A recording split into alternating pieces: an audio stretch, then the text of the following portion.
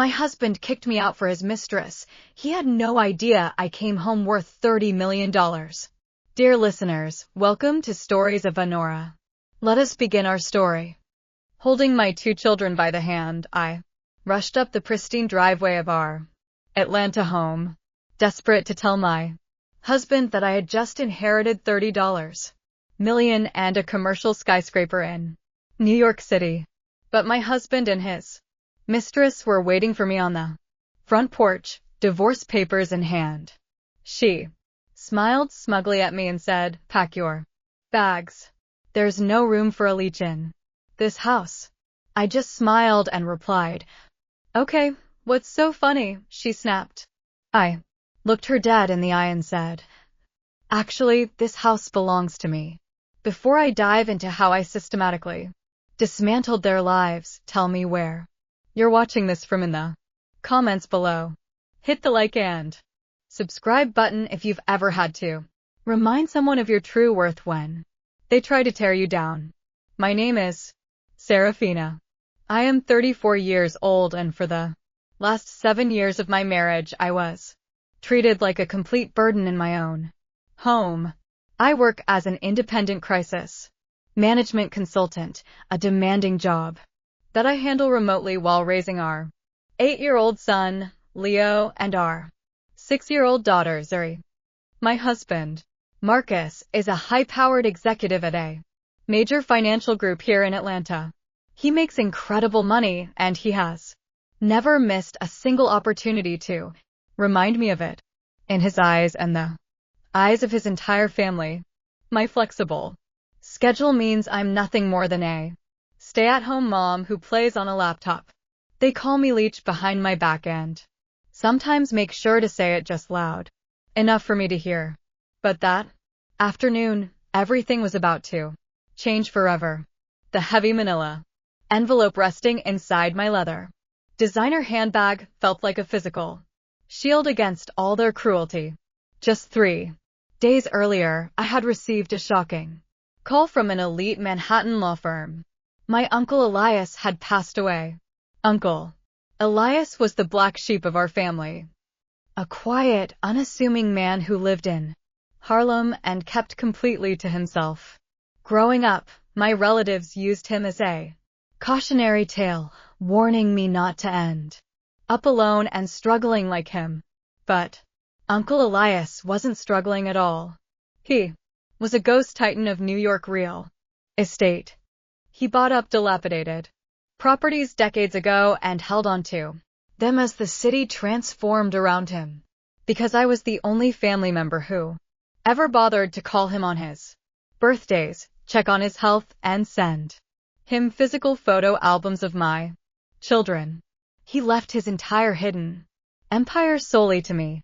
I had just inherited $30 million in liquid cash and an iconic commercial office tower in the very heart of Midtown Manhattan.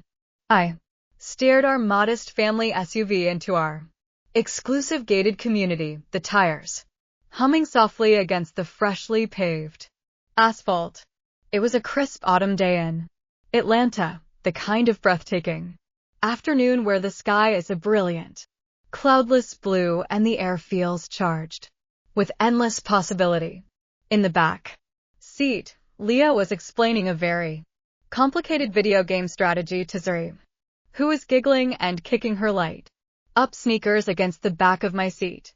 Their innocent, bubbling joy was the truly perfect soundtrack for my euphoric mood. I gripped the steering wheel tightly, my heart hammering a frantic, gleeful rhythm against my ribs. For years, Marcus had rigidly controlled every aspect of our finances.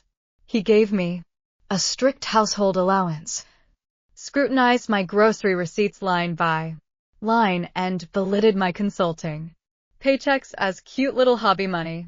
Every time I tried to stand up for myself or demand an equal partnership, his family would rush to his defense. This was especially true of his brother, David, and David's wife, Sarah.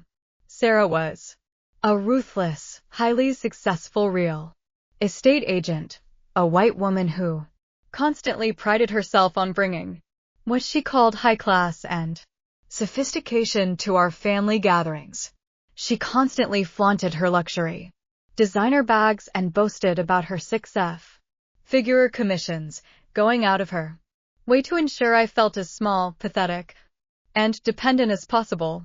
But today I was going to walk into my house and hand Marcus the verified legal documents, proving that I was now worth more than his entire executive board combined. I vividly pictured the look of stunned respect that would finally flood his handsome face. I imagined him apologizing for the years of financial control and emotional neglect. I foolishly thought this incredible wealth would instantly level the playing field and save our rapidly fracturing marriage. I truly believed that $30 million would finally buy me the basic human dignity I had been craving from the man I loved. I turned onto our street, the familiar row of manicured lawns and stately brick homes coming into view. I parked the car in the driveway, unbuckled my seatbelt, and let out a long, shaky breath to steady my nerves. This was it, the beautiful start of a brand new chapter.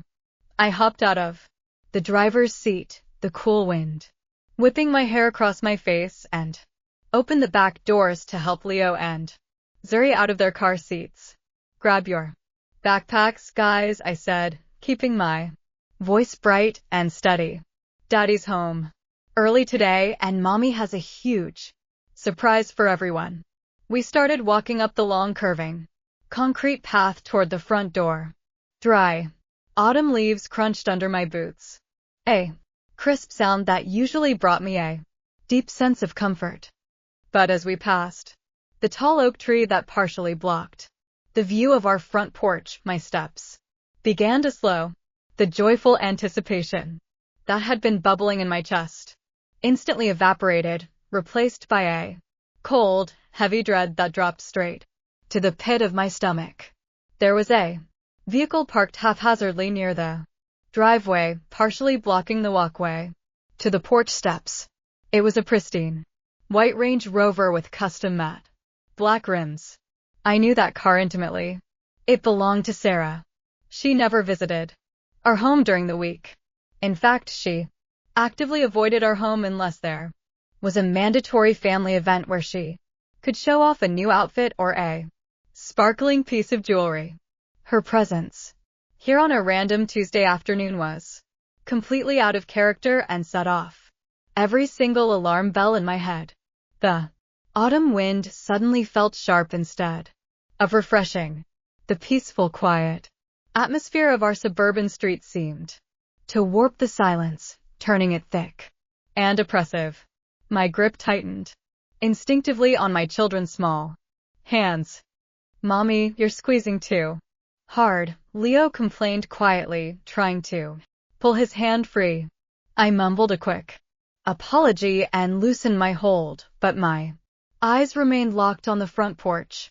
Through the decorative wrought iron railing of our veranda, I saw them.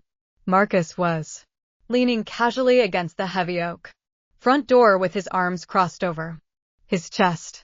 He was wearing his expensive, custom-tailored navy suit, the specific one he reserved for important board meetings and high-stakes negotiations. But he wasn't alone. Standing right beside him, so close that their shoulders were practically touching, was Sarah. She was wearing a sleek tailored blazer and holding a thick stack of manila folders. Even from the end of the driveway, I could clearly see the sharp, predatory curve of her smile. There was absolutely no familiar warmth in their posture. They didn't look like family members waiting to greet me. They looked like a firing squad waiting for their target to arrive. All my beautiful fantasies of sharing my incredible news, of saving our struggling marriage, and of finally earning my husband's respect, died right there on the cold pavement. The heavy manila envelope resting inside my handbag suddenly felt less like a shield and more like a weapon I was about to need. I didn't know exactly what those papers were in Sarah's hands yet. But as I looked into the cold, unfamiliar eyes of my husband, I knew, with undeniable certainty, that my life was about to become a battlefield. I stopped at the edge of the driveway and turned quickly to Leo and Zuri. I kept my voice light, masking the sudden tremor in my chest. Play in the back seat for a little bit, guys, I told them, closing the car doors and leaving the air conditioning running. Mommy needs to talk to Daddy about some grown-up stuff. I turned back around and walked the rest of the way up the concrete path alone. Each step felt heavier than the last. The closer I got, the more the details of their betrayal came into focus. Sarah wasn't just standing next to Marcus. She was practically leaning her weight against him, her manicured fingers resting casually on the sleeve of his expensive navy suit. Marcus didn't flinch or pull away. He just watched me approach with an expression made of pure ice. Marcus, I said, keeping my voice steady as I reached the bottom of the porch steps. What's going on here? Why is David's wife waiting on our front porch? Sarah didn't even give Marcus a chance to speak. She stepped forward, her expensive heels making a sharp clicking sound against the concrete. She looked down at me from the elevated porch as if I were a piece of trash that had blown into her immaculate garden. It's not your front porch anymore, Serafina, she said, her voice dripping with venom. And to be honest, it never really was. She shoved a thick stack of manila folders toward my chest. I didn't reach out to take them, so she simply let go. The papers hit the porch with a dull thud, sliding just enough for me to read the bold black lettering at the top of the first page. Petition for dissolution of marriage. I stared at the papers, then slowly lifted my eyes to my husband. Marcus finally peeled himself away from the door frame, glanced down at the divorce papers, then back up at me. His face was completely devoid of warmth, guilt, or hesitation. Sign them, he demanded, his tone flat and corporate, exactly how he spoke to his underperforming employees. I've already filed the preliminary paperwork. My lawyer fast-tracked the process. We're done. I stood there frozen, my mind racing to process the sheer cruelty of their timing. You're divorcing me right here on the front porch while our children are sitting in the car right behind me. Sarah scoffed, rolling her eyes as if I were being completely unreasonable. Don't play the victim, Serafina. Marcus is done carrying your dead weight. You contribute absolutely nothing to this household. You sit around all day, pretending your little freelance consulting gigs actually matter while he kills himself paying for your lifestyle. She took another step closer, her blue eyes narrowing with undisguised contempt. You're a leech, and frankly, this entire family is exhausted pretending otherwise. Pack your bags. There's no room for a freeloader in this house. I looked at Marcus, waiting for him to defend me. I waited for him to stand up for his wife of 7 years against the blatant disrespect of his brother's wife. Instead, he nodded in agreement, shifting his weight to stand closer to Sarah. Sarah's right, Marcus said, crossing his arms over his chest. I'm tired of financing your life. I want you to pack your bags and be out of this house tonight. You can take the kids to your friend's apartment or book a cheap motel. I don't care, but you are not sleeping under my roof ever again. The sheer audacity of his demand hit me like a physical blow. He was throwing the mother of his children out on the street with zero warning, all while standing shoulder to shoulder with the woman he was clearly sleeping with. I looked between the two of them, the matching arrogance, the shared entitlement, the way Sarah was looking at my house as if She had already mentally redecorated the living room. It all clicked into place. This wasn't a sudden decision. They had planned this carefully, waiting for the perfect moment to catch me off guard and leave me scrambling to survive. A normal person would have crumbled. A normal wife would have dropped to her knees, cried, begged for an explanation, or screamed in devastation at the sudden destruction of her family. For a split second, that familiar panic threatened to rise in my throat. I felt the sharp sting of tears pressing behind my eyes, but then the thick leather strap of my handbag dug into my shoulder. The heavy envelope inside pressed firmly against my ribs. A $30 million secret resting silently at my side. The deed to a Manhattan skyscraper right next to my car keys. The panic instantly subsided. The fear completely evaporated, replaced by a cold, calculating clarity. I looked down at the divorce papers scattered on the concrete. Then I looked back up at my husband and his mistress. I didn't shed a single tear. I didn't raise my voice. Instead, I felt the corners of my mouth slowly curve upward. A genuine, chilling smile spread across my face, creating a stark, eerie contrast to the absolute devastation they clearly expected to see. Marcus's brow furrowed, his arrogant posture faltering for a split second. He seemed genuinely thrown off by my reaction. What's so funny? He snapped, his voice losing some of its corporate edge.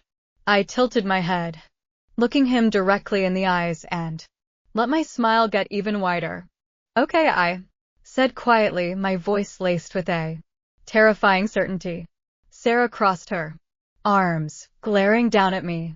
Okay, that's all you have to say? You're being thrown out on the street? You think you can throw me out? I replied, holding unbroken eye contact with a man who had just thrown our vows in the trash. That's adorable. To truly understand the profound joy of looking my cheating husband in the eye and watching his arrogance falter, you have to understand the suffocating reality I had been trapped in.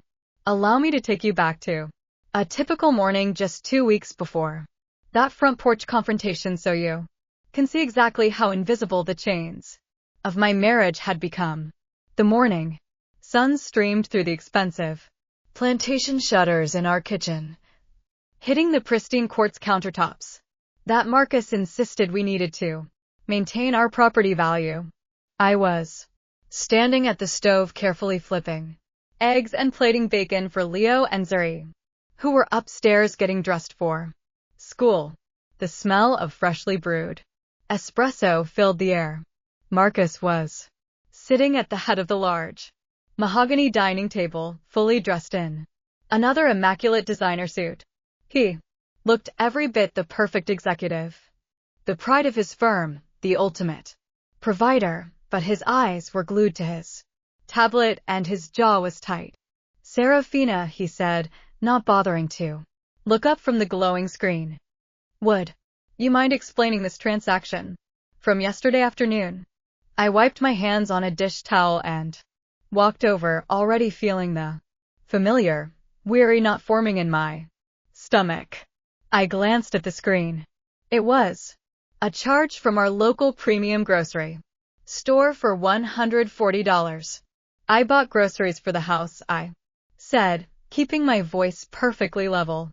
The kids needed fresh fruit for their school lunches, and I bought the ingredients for the salmon dinner you requested for tonight. Marcus sighed heavily, tapping his manicured finger against the edge of the tablet. The $140 for fruit and fish. Do you have any concept of a budget, or do you just swipe the card and assume the money magically replenishes itself? We've talked about this. You need to run a cost-benefit analysis before you check out. He was speaking to me in the same way he would reprimand a junior analyst who had botched a quarterly report. I gripped the back of a dining chair forcing myself to take a slow, deep breath. Marcus, it's organic berries for your children, I replied quietly, conscious that Leo and Zuri could be down the stairs at any moment. I'm not buying luxury items for myself. I am feeding our family. He finally looked up, his dark eyes completely devoid of affection. You're spending my money, Serafina. That's the point. I work 50 to 60 hours a week managing high portfolios, bringing in real wealth to sustain this lifestyle. You swipe a piece of plastic that I finance. I expect you to respect the capital I generate. If you want to blow $140 on premium snacks, you can use your own money. I felt a sharp flash of outrage. I do use my own money, Marcus. My consulting invoices pay for Leo's private math tutor and Zuri's gymnastics lessons. I do contribute to this household. Marcus let out a short, dismissive laugh that felt like a slap to the face. Your consulting business.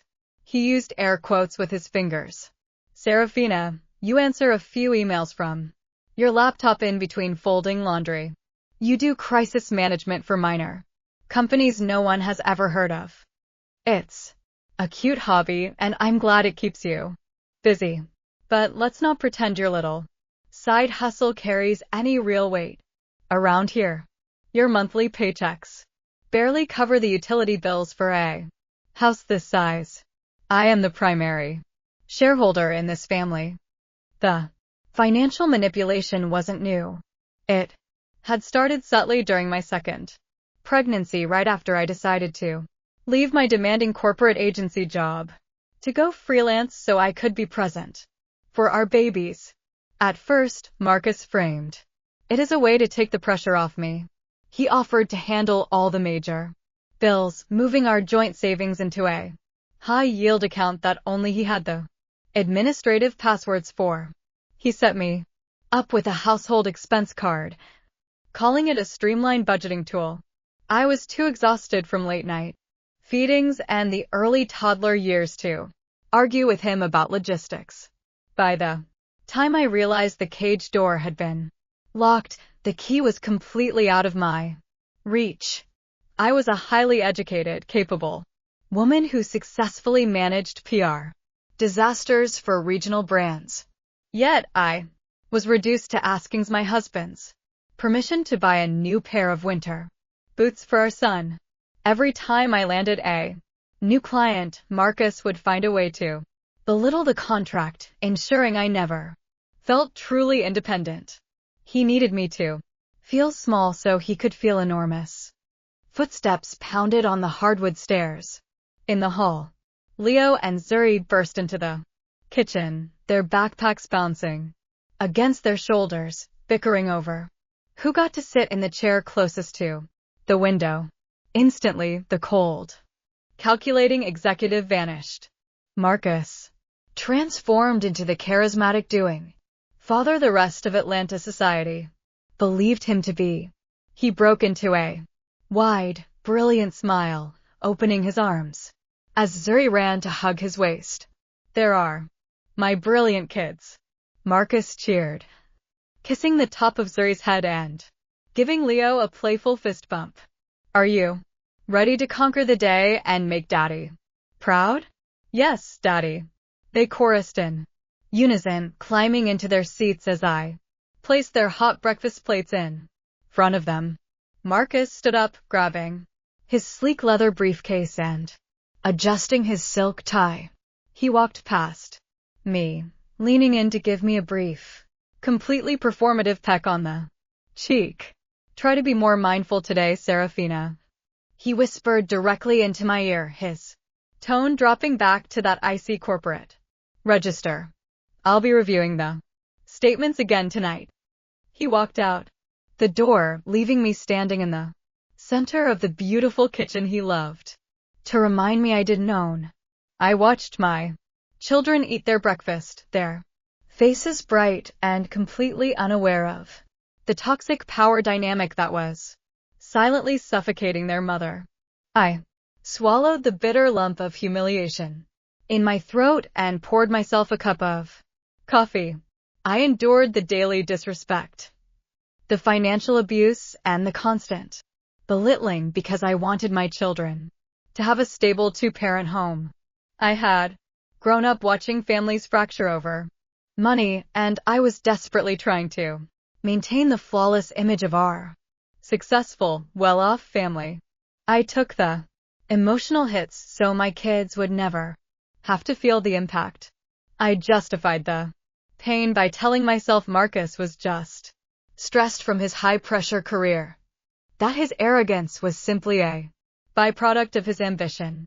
I chose peace over pride, convincing myself that shrinking in his shadow was the only way to keep our family together. I put up with his financial tyranny because I thought I had no other choice. I didn't know then that my quiet endurance was simply buying him the time and the funds he needed to finance a secret life right behind my back. The illusion of our perfect family was on full display. Just a few days later, during our annual end of summer barbecue, I had spent the entire weekend preparing. The massive smoker in the corner of the patio was working overtime, filling the humid Atlanta air with a rich, savory scent of hickory wood and slow-roasted brisket. I had arranged elaborate floral centerpieces for the patio tables and made sure the outdoor bar was fully stocked with premium liquor. The backyard was absolutely packed with Marcus's colleagues from the financial firm, extended family members, and the elite circle of professionals he insisted we associate with to maintain our social standing. I was weaving my way through the crowded patio with a silver tray of grilled shrimp skewers, playing the part of the flawless, supportive wife, when the atmosphere suddenly and sharply shifted. David, Marcus' older brother, walked through the wrought iron side gate, and right beside him, demanding the attention of every single person on the patio, was Sarah. While the rest of our guests wore chic but comfortable summer attire, Sarah was wearing a skin-tight, pure white designer midi dress that was completely inappropriate for a casual backyard barbecue. She had a limited edition Birkin bag slung over her forearm, positioning it carefully so the iconic logo would catch the afternoon sun. As a white woman who had married into our prominent African-American family, Sarah had always overcompensated.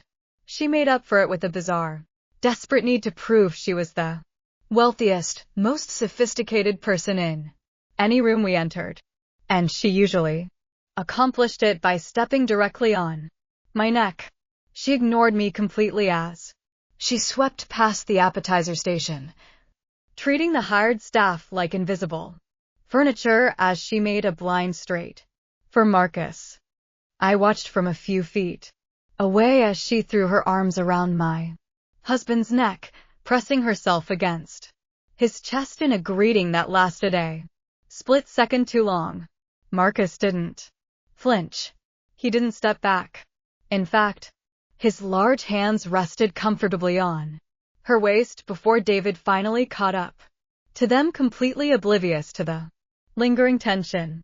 "Marcus, you look absolutely incredible," Sarah purred, her voice carrying over the ambient chatter of the party. "That new promotion suits you so well." I was just telling David on the way over that you're practically carrying the legacy of this entire family on your shoulders. You have such exquisite taste in everything you do. She gestured vaguely at the sprawling and the expensive food spread, completely ignoring the undeniable fact that I had personally orchestrated every single detail of this event while Marcus played golf all morning. Marcus chuckled, puffing out his chest as he swirled the expensive bourbon in his crystal glass. "Well, you know how it is, Sarah. Somebody's got to keep the engine running and make sure the standard stays high. Can't let my team down." I walked over, forcing a polite, welcoming smile as I offered them the tray of appetizers. Sarah glanced down at the perfectly arranged food, then dragged her icy blue eyes slowly up and down my casual linen sundress, her lips curling into a sharp, condescending smirk. "Oh, Serafina," she said, her tone dripping with a fake sugary sweetness. "Look at you working so hard playing hostess. It's really sweet how you try to keep yourself busy while Marcus handles all the real business." I kept my expression perfectly neutral, though my knuckles went white as my grip on the silver tray tightened. "I run my own consulting business, Sarah. I'm perfectly capable of handling real business and catering to our guests at the same time."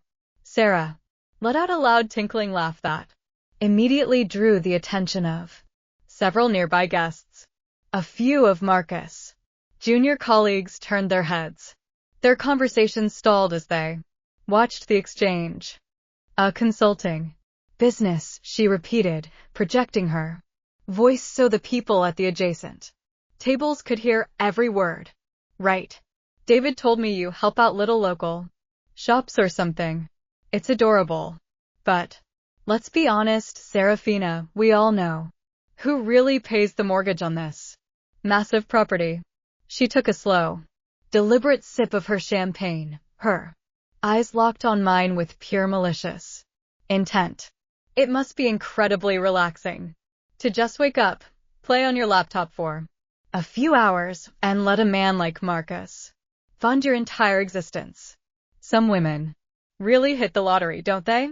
If you didn't have Marcus carrying you, providing this luxurious safety net, you wouldn't even be able to set foot in a neighborhood like this. You're just so lucky he's generous enough to support you."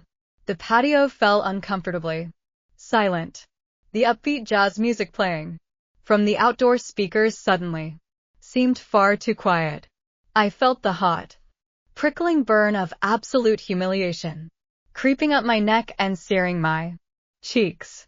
I looked directly at Marcus. I waited for him to shut her down. I waited for my husband, the man who had promised to protect and honor me, to tell his sister-in-law that she was crossing a massive, unforgivable line. I waited for him to remind her that I had sacrificed my own corporate career, stepping back from a high-powered agency, positioned to raise his children so he could achieve his executive status without worrying about childcare. Marcus looked at me, looked at Sarah, and then he laughed. It wasn't an awkward, forced laugh to diffuse the tension. It was a deep, rumbling laugh of genuine agreement. "Come on, Sarah," Marcus said, slinging a casual arm around her shoulder as he looked out at our silent guests. "Don't go giving away all her secrets. Serafina knows she's got it good here. I always tell her as long as she keeps the house looking this nice and the kids out of my hair during my board meetings, I don't mind letting her use the credit card. Somebody's got to sponsor the lifestyle, right?" A few of his colleagues laughed nervously, eager to agree with their wealthy boss. David just awkwardly scratched the back of his neck, staring down at his expensive loafers, too cowardly to correct either his wife or his brother. I stood frozen in the center of my own backyard. The public humiliation washed over me like a bucket of ice water, shutting my system down completely. He was validating her disrespect. He was actively participating in my degradation in front of our friends, our family, and his coworkers. He was confirming the exact toxic narrative Sarah wanted to push, that I was nothing more than a gold-digging leech who had latched onto a successful man. In that singular, agonizing moment, the last remaining thread of my patience completely snapped. The quiet devotion and tolerance I had maintained for 7 long years evaporated into the humid Georgia air. I realized my silence wasn't buying peace. My silence was simply buying them a target. Marcus didn't see Mish as a partner. He saw me as a dependent, a convenient accessory he could make fun of whenever he needed, to boost his own fragile ego or impress his cruel sister-in-law. I didn't throw the heavy silver tray. I didn't scream. I didn't give them the satisfaction of the angry emotional reaction they were clearly trying to provoke from me. I simply set the tray down on the nearest patio table, smoothed the front of my linen dress, and looked Marcus directly in the eye. "Enjoy the party, Marcus," I said, my voice eerily calm and so low he had to lean in slightly to hear me.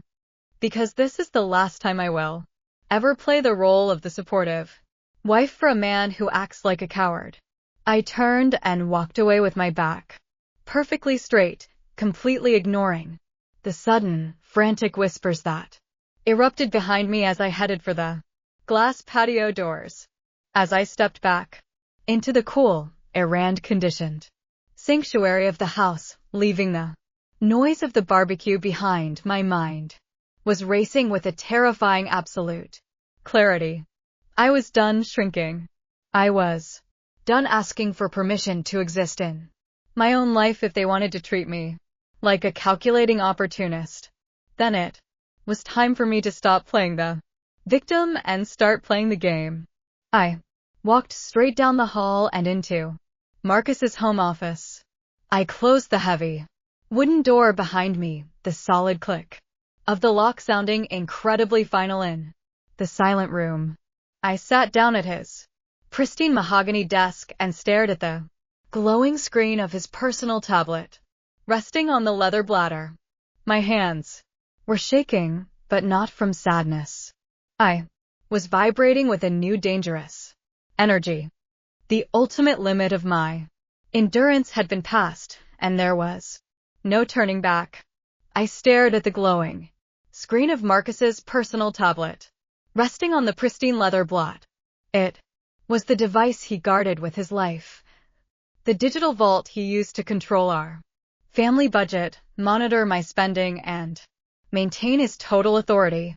For years, I had foolishly respected his privacy, believing his lies about strict corporate security protocols and sensitive client portfolios. But respect is a two-way street, and he had just bulldozed mine in front of half of Atlanta. I reached out and tapped the screen. The numeric passcode request immediately popped up. Marcus was a creature of massive ego. He truly believed he was the smartest man in any room, which made him incredibly arrogant and consequently highly predictable. I didn't try our anniversary date or our children's birthdays because Marcus only truly cared about one thing. I typed in the exact date of his first major executive promotion at the financial firm. The screen unlocked instantly.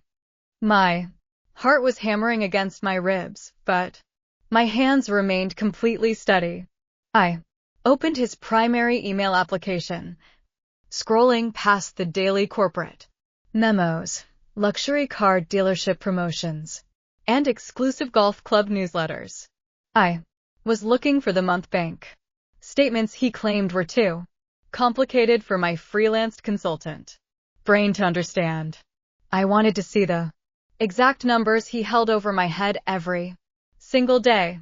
Instead, a push notification dropped down from the top of the screen.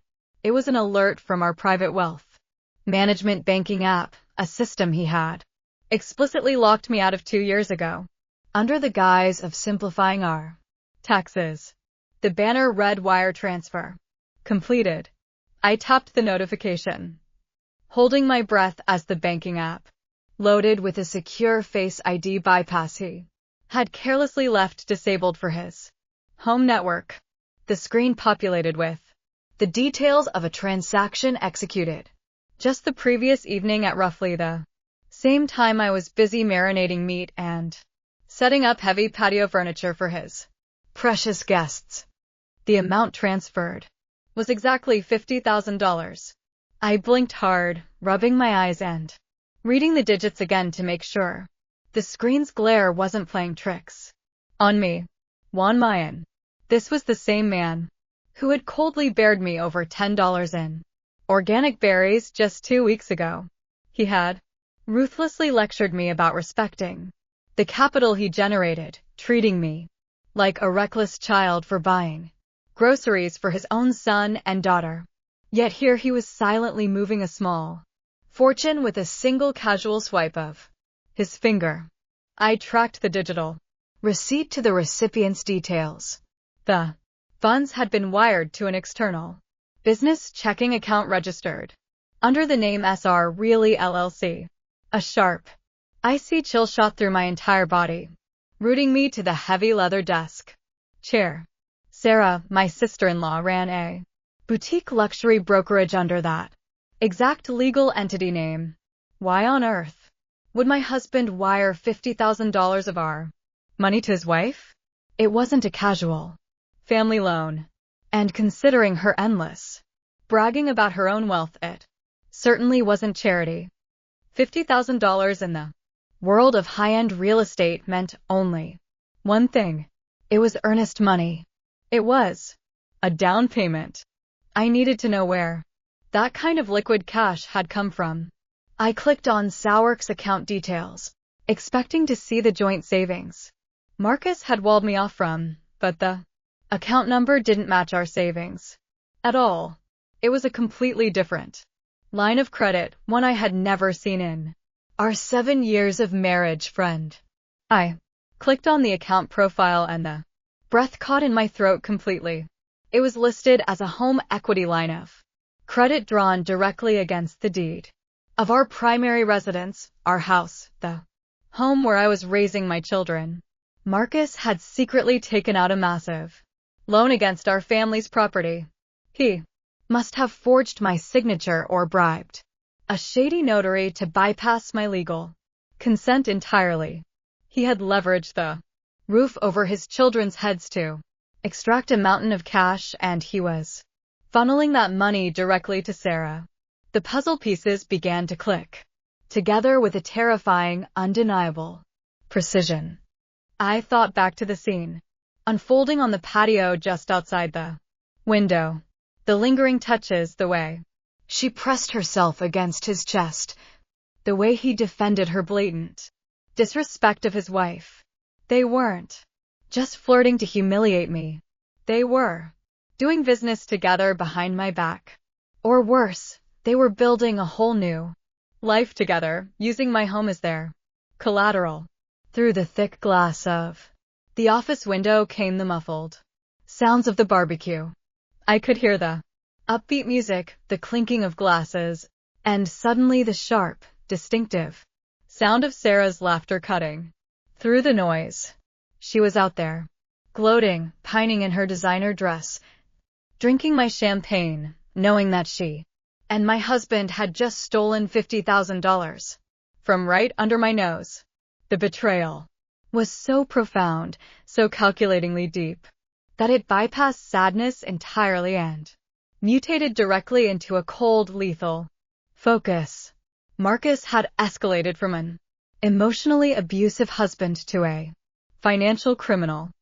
He was actively destroying my children's security to fund whatever secret project he was building with a woman who despised me. Suddenly, the heavy brass knob of the office door rattled violently. Someone was trying to get in. Serafina, are you in there? It was Marcus. His voice sounded muffled through the thick wood of the door, but the deep annoyance in his tone was unmistakable.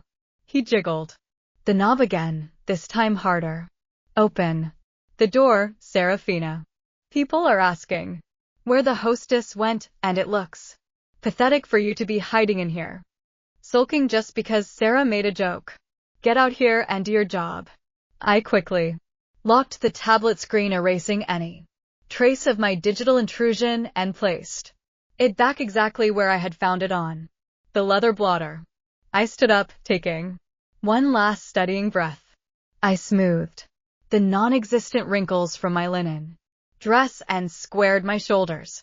I had Walked into this office a humiliated, exhausted wife, but I was walking out a woman armed with the truth. I strode forward and undid the deadbolt. I pulled the heavy wooden door open, plastering a flawless, perfectly pleasant smile on my face as I met my husband's irritated gaze. I was no longer interested in crying over his betrayal or begging for his respect. I was completely focused on finding out exactly what property he was buying with Sarah and precisely how I was going to burn it to the ground. Sorry, honey, I lied, my voice dripping honey as I swept past him into the hall. I just needed to grab a fresh bottle of your favorite bourbon from the reserve closet. The guests were running low. Marcus instantly relaxed, his inflated ego soothed by my apparent submissiveness. Good girl, he grunted, adjusting his cuff links. Make sure David gets a taste of that. For the rest of the barbecue, I delivered the performance of a lifetime. I floated between the patio tables, clearing empty plates and laughing at terribly unfunny jokes told by arrogant bankers. Every time I saw Sarah, I didn't glare. I offered her a fresh cocktail. I watched her whisper in my husband's ear near the smoker and smiled. From across the patio, the pain of their betrayal was a living, throbbing thing, clawing at my ribs. But my professional training took over. In crisis management, the first rule is to never let the opposition know you've identified the threat. You contain the narrative. You control the variables and you strike only when your victory is mathematically certain. It was 7 agonizing hours before the last guest left, and the house finally fell silent. Marcus had consumed enough premium liquor to ensure a heavy, dreamless sleep. I lay rigid beside him in our king-size bed, listening to the steady, rhythmic sound of his breathing. When the bedside clock ticked over to 2 a.m., I slipped out from under the duvet. I crept down the hall to my small home office space, wrapping myself in a thick cashmere cardigan to ward off the midnight chill. I opened my laptop, the screen casting a pale blue glow on my face. It was time to get to work. People leave digital footprints everywhere, especially people who believe they're untouchable. Marcus thought I was just a housewife with a hobby, forgetting that my actual job involved burying corporate scandals and tracking down leaked information before the press could weaponize it. I didn't need his primary tablet anymore.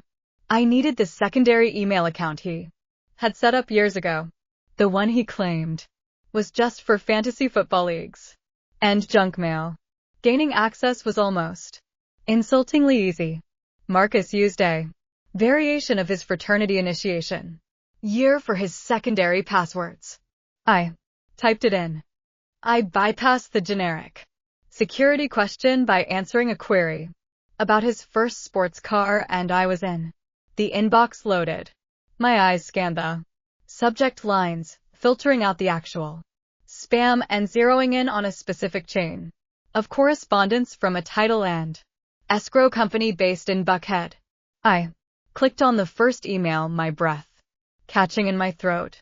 It was a congratulatory message from a closing agent confirming the receipt of a $50,000 wire transfer for a luxury penthouse unit at the Sawbaron, one of the most exclusive high-rises in Atlanta. But it wasn't the real estate transaction that chilled my blood. It was the forwarded email chain attached to the bottom of the document. I scrolled down, reading the messages exchanged between Marcus and Sarah over the last 48 hours. They weren't just discussing square footage and HOA fees. They were discussing their future. I can't wait to finally have our own space, Sarah had written, complete with a nauseating heart emoji. David is driving me crazy, and I'm so tired of sneaking around hotels. This penthouse is going to be our perfect nest, babe. The wire cleared. We close next month. Soon we won't have to hide anymore. Just let me handle the dead weight at home. First, I need to make sure the postnut paperwork is ironclad, so she walks away with nothing. Marcus had replied just hours before our barbecue. The dead weight was me, the mother of his children. I kept scrolling, digging deeper into the archived folders. I found hotel reservations stretching back 2 full years, weekend getaways, disguised as corporate retreats, expensive jewelry purchases shipped directly to Sarah's office. They had been sleeping together, laughing at me, and plotting my financial ruin for 24 months. My husband and his brother's wife were actively conspiring to leave their spouses and build a life of luxury together using the equity from my family's home. A violent wave of nausea hit me. I clapped a hand over my mouth, pushed my chair back, and ran to the adjoining guest bathroom. I fell to my knees on the cold tile floor, gripping the edges of the porcelain toilet bowl. As my stomach heaved, the physical reality of the betrayal was paralyzing. 2 years of lies. 2 years of sharing a bed with a man who was silently draining our assets to build a love nest for his mistress. Hot, furious tears finally spilled from my eyelashes. I allowed myself to cry, but only for exactly 60 seconds. I timed it on the digital clock glowing on the bathroom counter. When the minute was up, I pushed myself to my feet, turned on the faucet, and splashed ice-cold water on my face. I stared at myself in the mirror. My eyes were bloodshot and my hands were still shaking, but the weakness was gone. I walked back to my laptop and began to download everything. I exported the email chains, the bank routing numbers, the hotel receipts, and the title company documents. I created a secure encrypted folder on a hidden cloud drive backing up every single piece of evidence. Marcus wanted to play a high-stakes game of financial ruin, but he had drastically underestimated his opponent. I closed the laptop and slipped back into our master bedroom. I slid under the covers next to the man who was actively trying to destroy me. He shifted in his sleep, his arm thrown casually over my waist. It took every ounce of willpower I possessed not to shove him off the mattress. Instead, I lay perfectly still, staring up at the dark ceiling. I would have to wake up tomorrow and make him breakfast. I would have to kiss his cheek, ask about his day, and play the part of the oblivious, beautiful wife. I would have to swallow the bile in my throat every time he spoke to me, but I could do it. I would endure the knowing acidic pain of his betrayal because I was no longer fighting for my marriage. I was fighting for my children, my dignity, and my absolute revenge. Marcus and Sarah thought they had already won. They thought they had secured their glamorous future. They had no idea that I was silently holding the match that would burn their entire world to ash. I spent the next 3 days delivering an Oscar-worthy performance. I poured his coffee. I smiled at his dry corporate jokes. I kissed his cheek when he left for work. Every gesture was calculated. A temporary down payment on his ultimate destruction. But my ironclad composure shattered on a rainy Thursday morning when my cell phone vibrated on the kitchen counter. The caller ID showed an unfamiliar Manhattan area code. I wiped my hands on a dish towel and swiped to answer. Am I speaking with Serafina? A deep professional voice asked. This is she? I answered, frowning. My name is Harrison Sterling. I'm a senior partner at Sterling and Associates in New York. I'm calling with some very difficult news regarding your uncle, Mr. Elias. I'm so sorry to inform you that he passed away peacefully in his sleep last night. The kitchen seemed to tilt The polished quartz countertops blurred. Uncle Elias, the eccentric, quiet man, who lived in a modest brownstone in Harlem, when my own parents had kicked me out for dropping out of college to pursue my culinary and consulting dreams. Elias was the only one who called. He had sent me handwritten written letters telling me I had a brilliant mind. He remembered my children's birthdays. He was the only link I had left to unconditional family love. I gripped the edge of the kitchen island, forcing myself to breathe. What happened? I managed to ask, my voice cracking. It was heart failure, Mr. Sterling explained gently. It was sudden, but he did not suffer. Serafina, I need to impress upon you the urgency of the situation. I am the executive of his estate. There are pressing legal matters that require your immediate physical presence in Manhattan. Can you be on a flight tomorrow morning? Legal matters. I assumed Elias had left behind a few personal effects, maybe some modest savings and a mountain of funeral expenses I would somehow have to cover. Of course, I told the lawyer, wiping a tear from my cheek, I'll book a flight right now and emailed you my itinerary. I hung up the phone just as Marcus walked into the kitchen. He was fastening his silver cufflinks, looking far too pleased with himself. He stopped when he saw my wet face and the phone clutched in my hand. What's wrong with you? He asked, sounding more annoyed than concerned. Uncle Elias died? I whispered, staring at the marble floor. I just got a call from his lawyer in New York. He passed away last night. I need to fly out tomorrow morning to handle his arrangements. Marcus dropped his hands to his sides and let out a long, exaggerated sigh. He looked up at the ceiling as if asking the universe why he had to deal with such trivial annoyances. Elias, Marcus repeated, his tone dripping with absolute disdain. I snapped my head up, the grief momentarily eclipsed by a surge of pure, blinding anger. He's my uncle, Marcus. He's my blood. He was the only person in my family who ever treated me with basic human decency. Marcus scoffed, walking over to the espresso machine and pouring himself a shot. Basic human decency doesn't pay the bills. Serafina, do you have any idea what a last-minute flight to LaGuardia costs? Right now? You're talking about blowing $600 or $700 plus hotel expenses and whatever debts that old man left behind. We are not a charity.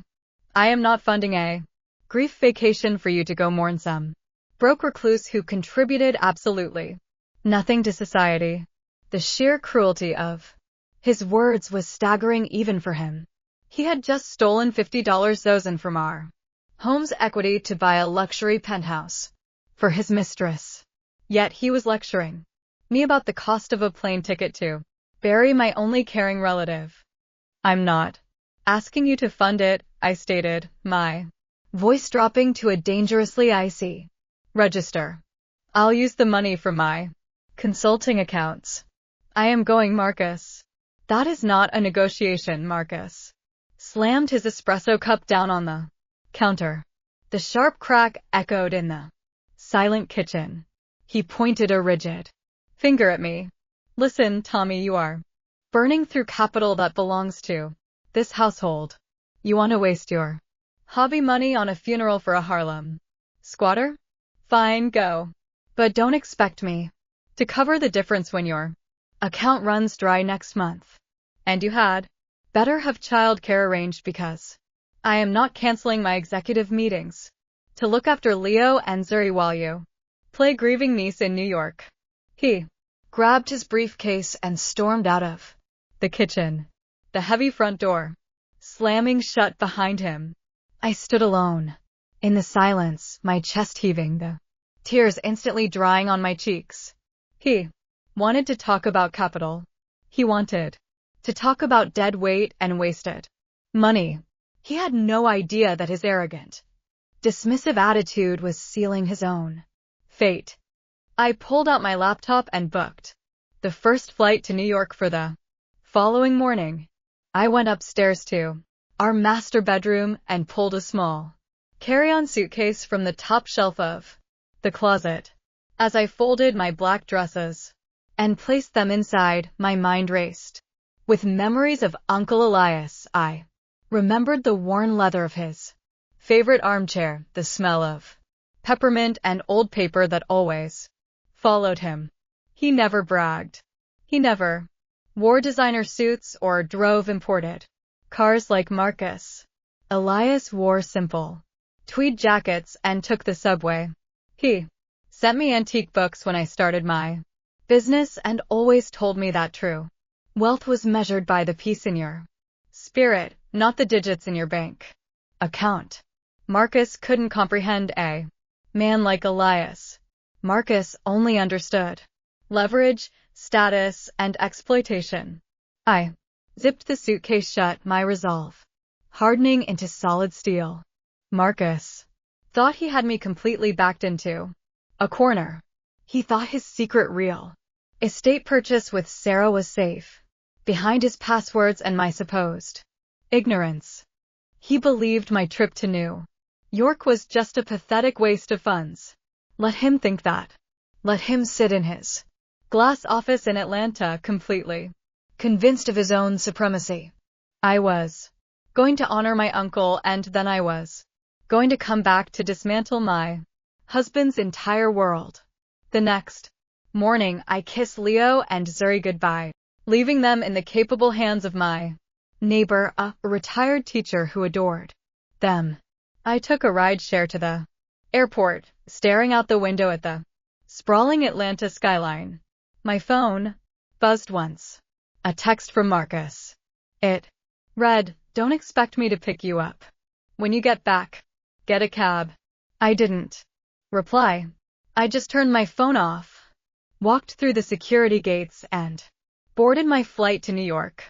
The wheels lifted off the tarmac, carrying me away from the toxic, suffocating prison my home had become. I looked out the small airplane window as we broke through the cloud layer. I was flying toward grief, but for the first time in 7 years, I also felt an undeniable electric surge of freedom. I thought I was just going to Manhattan to sign a few release forms and clean out a dusty apartment. I was completely unprepared for the reality that was waiting for me at the law firm. I stepped out of the airplane as a battered housewife, but I was about to land in New York as a completely different entity.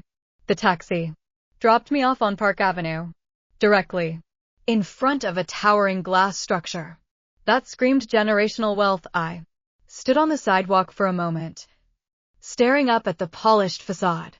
Marcus had scoffed at my trip, convinced I was traveling to some dusty storefront to settle the debts of a neighborhood squatter. Instead, I walked through revolving glass doors into a lobby lined with imported Italian marble. A concierge in a bespoke suit checked my ID and escorted me to a restricted key card private elevator. The door slid shut and I ascended to the 60th floor. The air pressure popped in my ears. When the elevator doors opened, I stepped into the sprawling, immaculate reception area of Sterling and Associates. The walls were lined with original modern art, and the floor-to-ceiling windows offered a breathtaking, unobstructed view of Central Park. A receptionist greeted me by name with profound respect and immediately guided me into a massive corner conference room. Harrison Sterling was already waiting. He was a distinguished older gentleman with silver hair and the kind of quiet, commanding presence that comes from managing billions of dollars. He didn't treat me like a dependent housewife. He stood up immediately, buttoned his suit jacket, and offered me a warm, firm handshake. "Please sit, Serafina," Harrison said kindly, gesturing to a plush leather chair across from him. I know this has been a whirlwind for you. Elias spoke of you constantly. You were the absolute light of his life. I sat down, clasping my hands in my lap to keep them from shaking. Thank you, Mr. Sterling. I just want to understand what needs to be done. Uncle Elias lived a very simple life, so I'm assuming there is a small life insurance policy on the deed to his brownstone. I'm prepared to take care of the funeral expenses. Harrison looked at me with a soft, knowing smile. He reached across the polished mahogany table and slid a thick, leather-bound portfolio toward me. Your uncle lived simply, Serafina. But that was a deliberate choice, not a circumstance, Harrison explained, his voice steady and serious. Elias despised the garish, superficial trappings of modern wealth. He found it vulgar, but make no mistake, he was an absolute master at acquiring it. During the real estate crashes of the 70s and 80s, while everyone else was fleeing the city your uncle was buying, he acquired entire city blocks through anonymous holding companies. He was a ghost titan in the New York real estate market. My heart stopped in my chest. I stared at the closed leather portfolio. What are you saying? I'm saying you're his sole heir, Harrison replied. And Elias didn't just leave you a brownstone. He opened the portfolio and flipped to the first page. It was a certified financial summary. My eyes dropped to the bottom line and the numbers swam before my vision. I blinked hard, but the digits remained exactly the same. Held in various offshore and domestic high-yield accounts was $30 million in liquid cash. I stopped breathing million. My mind flashed to Marcus, screaming at me in our kitchen, veins bulging in his neck, over a $140 grocery bill. I thought of Sarah standing on my patio in her tight white dress, loudly declaring that I would never belong in a wealthy neighborhood without my husband carrying my dead weight. I was currently staring at more cash than Marcus and his entire executive board would see in their lifetimes. Turn the page, Serafina. Harrison instructed quietly. I turned the heavy parchment page. The next section outlined a massive real estate portfolio. There were luxury residential complexes in Brooklyn and Queens, generating millions in passive rental income. But the crown jewel of the estate was listed at the top. It was a 6-story commercial skyscraper located in the beating heart of Midtown Manhattan. This is where the situation becomes complex, Harrison continued, leaning forward and steepling his hands on the table. Elias didn't just leave you a pile of money to spend. He left you an active, aggressive corporate empire. You are now the sole managing director of the Elias Trust. The board of directors is awaiting your directives. The property management firms report directly to you. This wealth comes with the enormous responsibility of running an empire. Panic and adrenaline surged through my veins. I'm a crisis management consultant, I said, my voice barely a whisper. I fix PR disasters. I don't know how to run a commercial real estate empire. Elias knew exactly what you do. Harris countered smoothly. He chose you because he watched you build a business from your kitchen table while raising 2 children. He saw your strategic mind.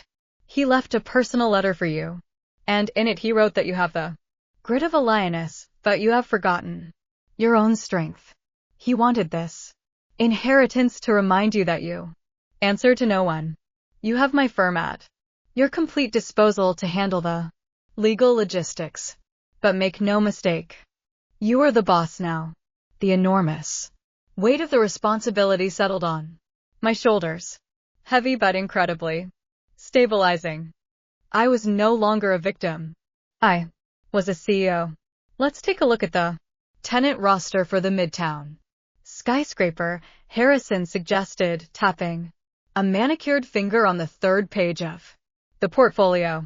This property alone generates your highest margins. We hold the lease agreements for some of the most lucrative corporate entities on the East Coast. I scanned the list of high-profile law firms, international tech conglomerates, and elite marketing agencies renting our premium office space.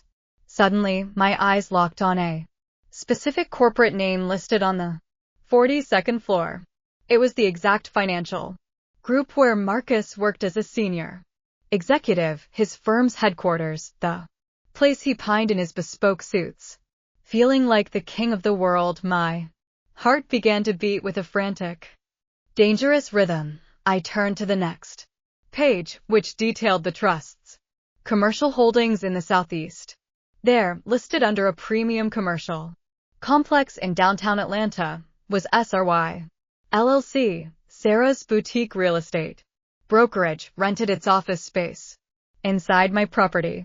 The air in the room felt electric. My uncle had not only left me unimaginable wealth, he had literally handed me the ground on which my enemy stood. I owned the building where Marcus built his arrogant career. I owned the office building in Atlanta where Sarah operated her fake, glamorous life. I was their ultimate landlord, the one stealing from my children to buy their secret love nest were pocket change compared to the empire I now controlled. Harrison watched my face closely, his experienced eyes catching the sharp, undeniable shift in my demeanor. You're overwhelmed, Serafina. We can take a break if you need a moment to process this. I looked up from the portfolio, turning my gaze to the floor, to ceiling windows overlooking the vast Manhattan skyline. I thought of the divorce papers waiting in Sarah's hands. I thought of the postnuptial agreement Marcus was undoubtedly drafting to leave me destitute. I thought of the pure, unadulterated terror they expected me to feel. I slowly closed the leather portfolio and slid it back to the center of the table. I looked Harrison directly in the eye, my posture perfectly straight, my voice ringing with a cold, terrifying authority. I'm not overwhelmed, Mr. Sterling. In fact, I've never seen things more clearly in my entire life. Please inform the board that I am assuming full control, effective immediately. We have some commercial lease agreements to review. Harrison Sterling didn't blink at my sudden change in tone. Instead, a slow, deeply approving smile spread across his weathered face. He looked like a man who had just watched a prophecy come true. He reached for the polished silver intercom resting on the edge of his massive desk and pressed a single button. He requested the commercial lease files for the 42nd floor in New York and the executive suite in the Atlanta complex. Within minutes, 2 junior associates entered the conference room carrying thick, heavy banker boxes filled with meticulously organized legal documents. Uncle Elias was old school, Harrison explained as the associates silently exited the room. He demanded physical hard copies of every signature, every addendum, and every financial disclosure from his commercial tenants. He wanted to see the ink. I pulled the first heavy folder toward me. It contained the master lease agreement for the global financial conglomerate where Marcus served as a senior executive. My husband pranced through life believing he was a kingmaker because he occupied a corner office on that 42nd floor. As I flipped through the crisp pages, a beautiful, devastating truth revealed itself. The corporation was currently in the middle of a highly contentious and incredibly vulnerable lease renewal negotiation. Their current 10-year lease was scheduled to expire in less than 4 months. According to the internal Mamus Elias had kept, the CEO of Marcus' firm had been practically begging the trust for a favorable extension. The building was a historic landmark, a symbol of absolute prestige in the financial sector. Relocating their headquarters would cost the firm tens of millions of dollars, disrupt their operations, and send a massive red flag to their shareholders. My eyes traced the signature of Marcus CEO at the bottom of the original contract. The man who dictated my husband's salary, the man Marcus both worshipped and feared, was currently at the complete mercy of the Elias Trust. He was at my mercy if I chose to terminate their lease or raise the rent to an astronomical figure. The resulting corporate chaos would inevitably lead to massive layoffs. Marcus could lose his prestigious job with a single snap of my fingers. I was no longer just his wife. I was the silent, invisible force that controlled the very ground his entire career stood on. I gently closed that folder and reached for the second one. SY Sarah's Boutique Brokerage. I opened the file and immediately noticed a stark difference in the paperwork. Sarah did not have a standard 10-year corporate lease. Because her business was a relatively new, high-risk venture, the property management firm had only approved her for a month-to-month trial lease. Furthermore, Elias required all his smaller commercial tenants to sign a strict morality and ethical business conduct clause. It was a standard provision designed to protect the prestigious reputation of his buildings from shady operators. I scanned the accounting ledgers attached to the back of her file. A sharp, cold laugh escaped my lips.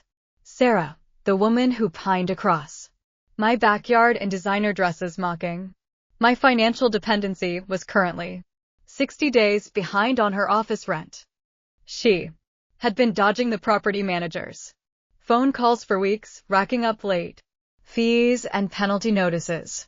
Her glamorous, untouchable lifestyle was a complete illusion, financed by maxed-out credit cards and stolen money. She was literally facing eviction from her commercial space.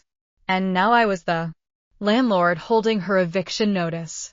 The silence in the grand conference room grew heavy and profound. I sat perfectly still, my hands resting flat on the leather-bound folders. It felt as if a cinematic camera were slowly zooming in on my face, capturing the exact moment the scared, battered housewife completely evaporated, leaving behind a cold, calculating predator. I felt a physiological shift deep in my bones. The anxiety that had plagued me for 7 years. The constant suffocating fear of not being good enough vanished completely. I had them by the throat. Marcus and Sarah thought they were playing a brilliant game of chess against a blindfolded opponent, completely unaware that I actually owned the entire board. Mr. Sterling, I said, keeping my voice soft but laced with an undeniable authority. I need you to execute a strict non-disclosure agreement for every single employee at this firm who knows about my inheritance. I want a complete gag order. No public announcements about my uncle's passing. No press releases about the transfer of the estate to the outside world, and specifically to the tenants of that building. The Elias Trust remains exactly as it was yesterday. Business as usual. Harrison leaned back in his leather chair, steepling his fingers. He watched me with a mixture of respect and intense curiosity. May I ask what your strategy is, Serafina? You have the power to liquidate these tenants today if you wish. I stood up, smoothing the skirt of my simple black dress. If I act today, they'll just scurry off to find a new host to leech off of. I don't want to just inconvenience them, Mr. Sterling. I'm going to let them dig their own graves. My husband is currently drafting A postnuptial agreement designed to leave me destitute. His mistresses actively helping him hide the marital assets they've stolen from my children. I want them to feel supremely, absolutely confident until the precise second I dropped the guillotine. Harrison nodded slowly, a fierce glint in his experienced eyes. Your uncle always said that patience was the ultimate weapon of the wealthy. We will lock the estate down tight. Not a whisper of your name will reach Atlanta until you give the order.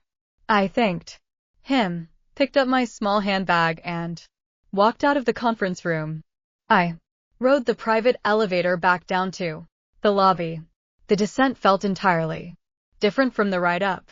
I stepped out onto the bustling Manhattan pavement, the chaotic energy of the city washing over me.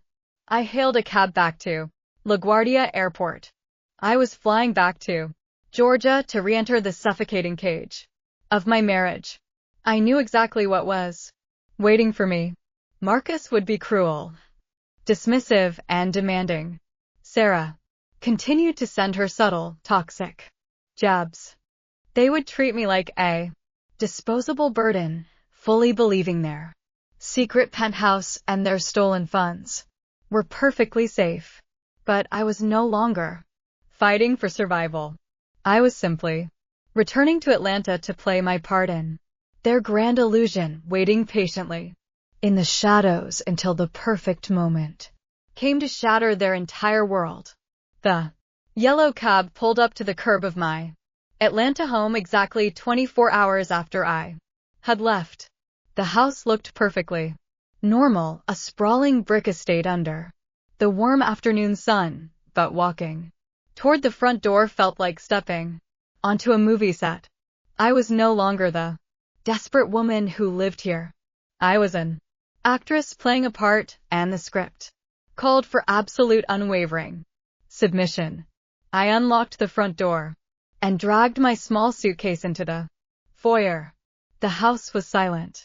Leo and Zuri were still at school. Marcus was sitting in the formal living room with a glass of expensive whiskey resting on the end table beside him. He didn't stand up to greet me. He didn't ask how my uncle's funeral was or how I was doing. He just glanced at his gold Rolex and took a slow sip of his drink. You took your time, he said, his voice echoing in the large, empty room. I hope you found whatever closure you needed in that rundown apartment. We have real business to deal with today. I kept my eyes intentionally downcast, hunching my shoulders to project pure emotional exhaustion. It was a modest service, I replied quietly, letting my voice waver just enough to sound authentic. I'm just tired, Marcus. He stood up and walked over to the heavy glass coffee table, picking up a thick stack of legal documents. He didn't offer me a hug or a glass of water. Instead, he dropped the papers onto the kitchen island with a loud, authoritative thud. Sit down, Serafina, he ordered. We need to talk about asset protection. I walked to the kitchen island and pulled out a stool, wrapping my arms around myself as if for comfort. What is this? I asked, staring at the bold text on the first page. It's a postnuptial agreement, he said, smoothly, leaning against the marble countertop and crossing his arms. He adopted the same condescending tone he used to explain taxes to me. My firm is going through a massive internal restructuring with a new executive. Responsibilities. My personal assets are suddenly exposed. If the company faces litigation, aggressive lawyers could come after this house and our joint accounts. I had my legal team draft this to separate our finances strictly on paper. It protects you and the kids from being collateral damage if my board gets sued. It was a brilliant, terrifyingly plausible lie. If I had been the woman I was 2 days ago, I might have believed him. I might have looked at him with deep gratitude, thinking my strong, capable husband was building a fortress to keep our fam safe, but the woman sitting on that stool knew the absolute truth. Marcus wasn't protecting our family from corporate litigation. He was legally severing my rights to our marital assets, so he could throw me out on the street and move into a luxury penthouse with his brother's wife. You want to separate our finances? I asked, widening my eyes to fiend anxiety. Marcus, I barely make enough from my consulting to cover basic expenses. If you cut me off, how am I supposed to manage? He let out a short, condescending sigh and reached out to pat my hand. It was the physical equivalent of a participation trophy. Don't panic, Serafina. Nothing changes in our day-to-day life. I'll still pay the mortgage. I'll still fund the household account. This is just a piece of paper for the government. It simply establishes that any assets or debts I acquire in my name belongs solely to me, and what you acquire belongs to you. It's a corporate shield. That's all. I looked down at the document, tracing the edge of the paper with my fingertip. He was deliberately trying to block my access to our home's equity and throat me of any right to his future wealth, completely unaware that his future wealth hinged entirely on my mercy. I'm just so overwhelmed with Uncle Elias passing, I whispered, looking up at him with fabricated tears shining in my eyes. Legal documents scare me, Marcus. Can I just read it over tonight before I sign anything? Marcus rolled his eyes, clearly annoyed by the delay, but his massive ego interpreted my hesitation as simple female incompetence. Fine, he snapped, turning away to grab his briefcase. Read it tonight, but I need your signature tomorrow morning. My lawyers are waiting and I don't have time to hold your hand through a standard corporate procedure. The second his car pulled out of the driveway, the scared housewife act instantly evaporated. I grabbed the post-nup, marched straight into my home office, and locked the door. I scanned every page of his lawyer's draft and sent the encrypted files straight to Harrison Sterling in New York. Within an hour, Harrison and his team of elite corporate sharks had dissected Marcus' pathetic little trap.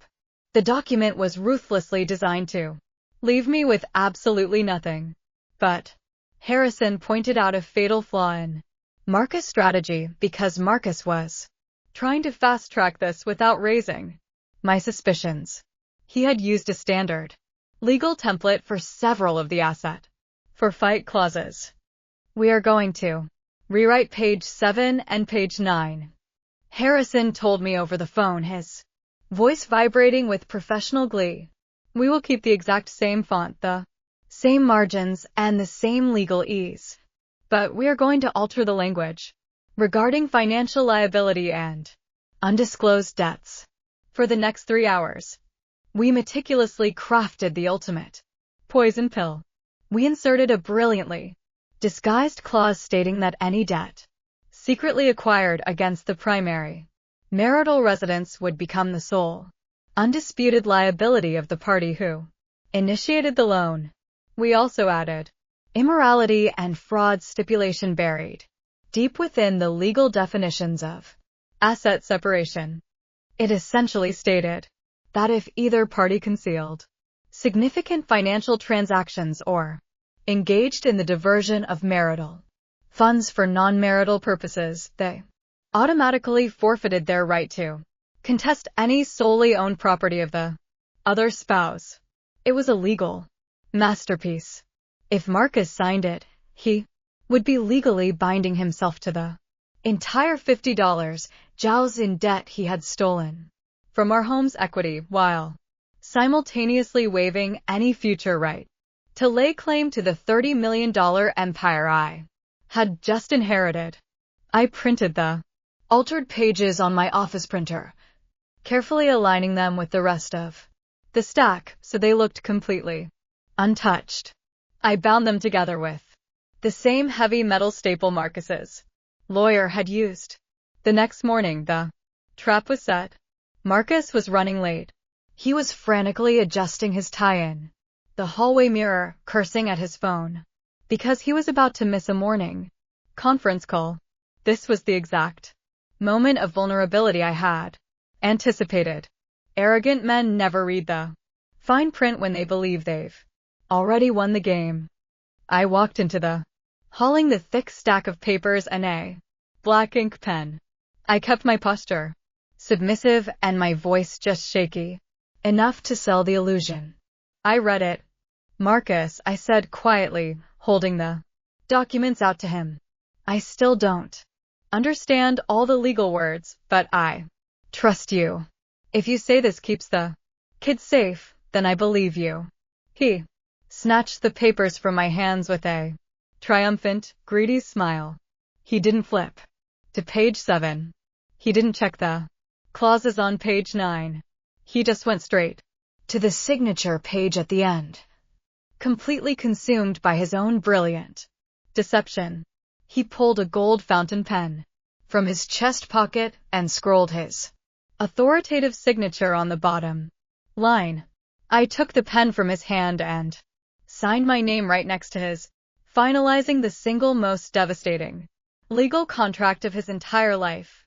There, Marcus said, tapping the papers against the console table to straighten them before stuffing them into his leather briefcase. See, that wasn't so hard. You worried too much, Serafina. Just let the men handle the heavy lifting. He leaned in, kissed my forehead with a cold clinical precision, and hurried out the front door. I stood in the silent foyer, watching his luxury car speed down the street through the glass sidelights. The pure, intoxicating thrill of victory coursed through my veins. He thought he had just secured his wealthy, glamorous future with Sarah. He thought he had just legally discarded his dead weight. He had no idea he had just signed his own financial death warrant and handed me the executioner's axe. The silent battle of wits was over, and I had won. Now it was time to systematically destroy the ground he walked on. The heavy mahogany front door clicked shut. I stood in the silent foyer, listening to the roar of his luxury car's engine fade down the street. The moment the sound vanished completely, I pulled my phone from my pocket and dialed a direct line to New York. Harrison Sterling answered on the first ring, his tone professional, sharp and ready for instruction. I walked into the spacious living room, running my hand along the back of the custom leather sofa Marcus so proudly claimed as his own. We need to establish a corporate entity immediately, I told the lawyer. I want a shell company, buried under layers of anonymity so deep no forensic accountant in Georgia can trace it back to me. Use a Cheyenne, Wyoming address. Make it impenetrable. Harrison chuckled, the sound rich with anticipation. Consider the ink already drying. Serafina, what's the objective of our first acquisition? I explained. The $50,000 home equity line of credit Marcus had secretly extracted from our property to fund his mistress. I gave Harrison the name of the local bank. Marcus used a mid-sized regional lender that the Elias Trust likely dwarfed in daily operational cash. I don't just want to pay off his illicit loan, I clarified, my voice echoing slightly against the high ceilings. I want to buy the actual debt.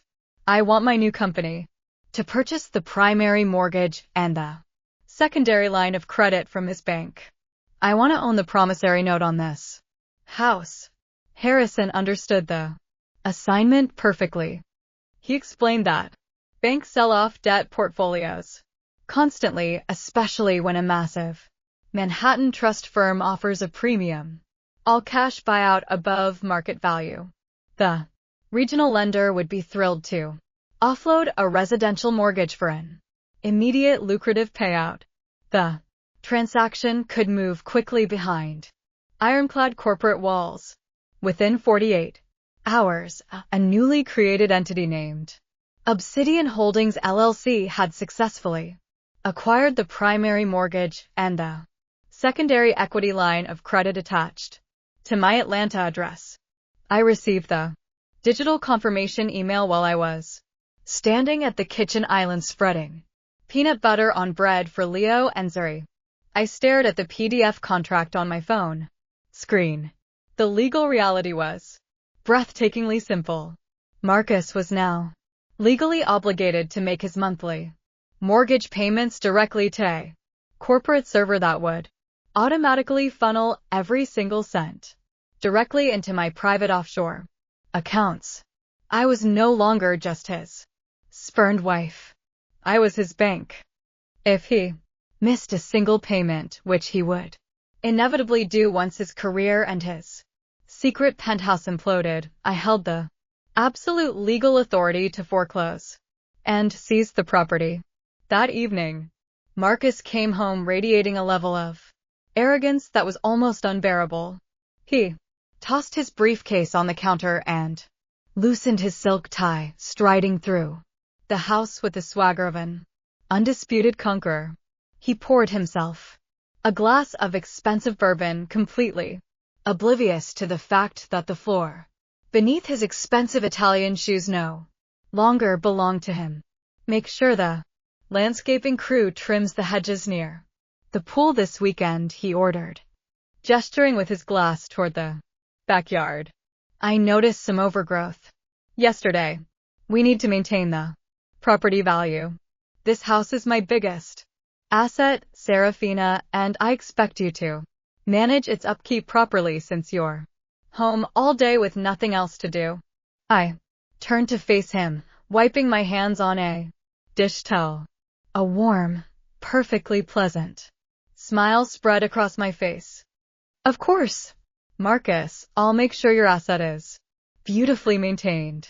He took a sip of his whiskey, looking around the room with intense pride. You need to understand how leverage works in the real world, he lectured, swirling the amber liquid in his glass. I carry the financial weight so you can enjoy the security of these walls. Every brick in here represents my capital, my hard work, and my corporate standing. I expect gratitude for that. I nodded, obediently, playing the submissive, dependent wife to absolute perfection. Your capital is incredibly impressive, I told him, keeping my tone soft and admiring. I'm so grateful to know exactly who owns this house, he smirked, pleased with my complete submission. He thought he had successfully manipulated a naive woman into signing away her rights. He thought his freshly executed postnuptial agreement was an impenetrable shield. He had no idea he was just a renter who hadn't yet received his eviction notice. He was lecturing his ultimate creditor about leverage, completely unaware that the financial noose was already tight around his neck. I'm going to be traveling a lot more over the next few weeks, he added casually, setting his empty glass in the sink. Corporate expansion. Big moves are happening at the firm, and I need to be available for late-night strategy sessions. I need you to be fully focused on the kids so I can focus on securing our future. He meant Sarah. He meant finalizing the purchase of their luxury penthouse at the Sisseban. He was giving himself a preemptive alibi for the nights he planned to spend entirely in her bed. You take all the time you need for your strategy sessions, I replied smoothly. The kids and I will be right here. You just focus on closing your deals. He went upstairs to shower, whistling a cheerful tune, completely convinced of his own untouchable supremacy. I watched him go, marveling at how easy it was to deceive a man who refused to look closely at anything other than his own reflection. I was wiping down the pristine quartz countertops when my phone vibrated in my apron pocket. I pulled it out, expecting a message from my daughter's gymnastics coach or a reminder for a dentist appointment. Instead, an iMessage notification glowed on the screen from an unsaved number. But I didn't need a contact name to know exactly who was texting me. The message read, I hear the rental market in the suburbs is brutal this time of year. You might want to start packing up your little home office, Serafina. Marcus can't carry a freeloader forever. It was Sarah. She just couldn't resist gloating. She was practically vibrating with the need to rub her perceived victory in my face. She wanted me to panic. She wanted me to cry and beg Marcus to explain the cryptic message. She wanted to accelerate the timeline of my destruction because she was impatient to clean her terror territory. I stared at the glowing screen, the sheer audacity of her taunt, igniting a cold, dark thrill in my chest. She was playing a dangerous game with a woman she fundamentally did not understand. I didn't reply to the message. I just locked my phone, tossed it on the counter, and let out a soft, genuine laugh. The trap was completely set.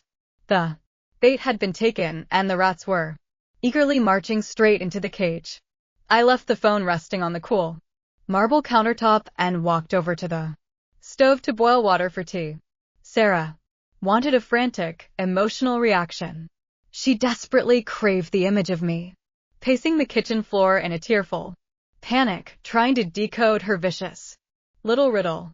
She thrived on creating chaos and feeding on the emotional debris of people she deemed her inferiors. As a white woman who had married into a prominent, wealthy, African-American family, Sarah had always carried a bizarre and deep-seated insecurity.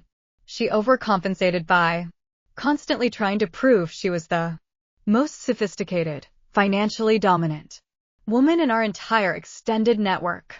Her text message wasn't just a taunt. It was a pathetic attempt to assert her dominance, to remind me that she currently held the keys to my husband's future while I was supposedly being tossed to the curb. But the scared, dependent woman she was trying to break no longer lived at this address.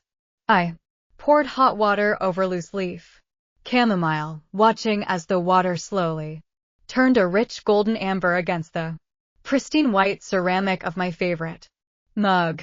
I inhaled the calming floral scent and took a slow, deliberate sip. The warmth spread through my chest, chasing away any lingering shadows of doubt or heartbreak. A week ago, a message like that would have sent me into a devastating spiral of anxiety. I would have questioned my worth, my marriage, and my ability to keep a roof over my children's heads. Today, the text message simply served as a written confirmation of her guilt and a magnificent validation of my strategy. I carried my mug out of the kitchen and into the adjacent family room.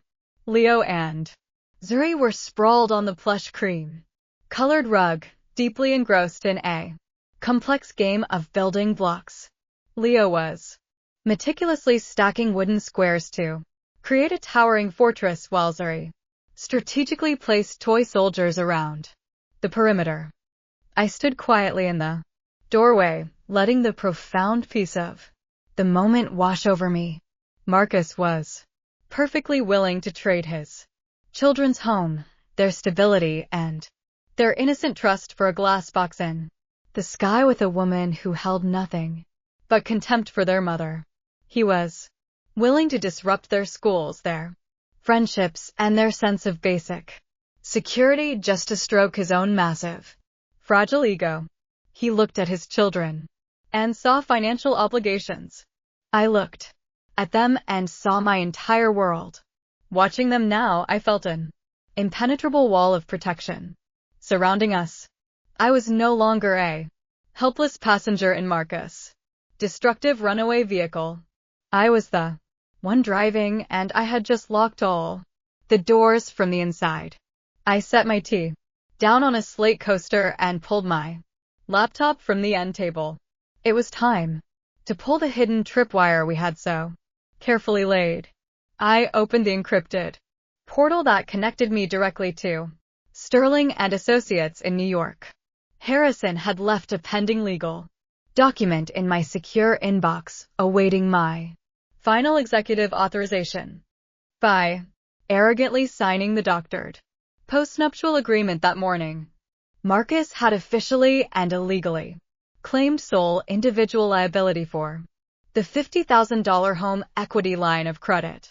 He thought he was cleverly walling off my access to his future wealth.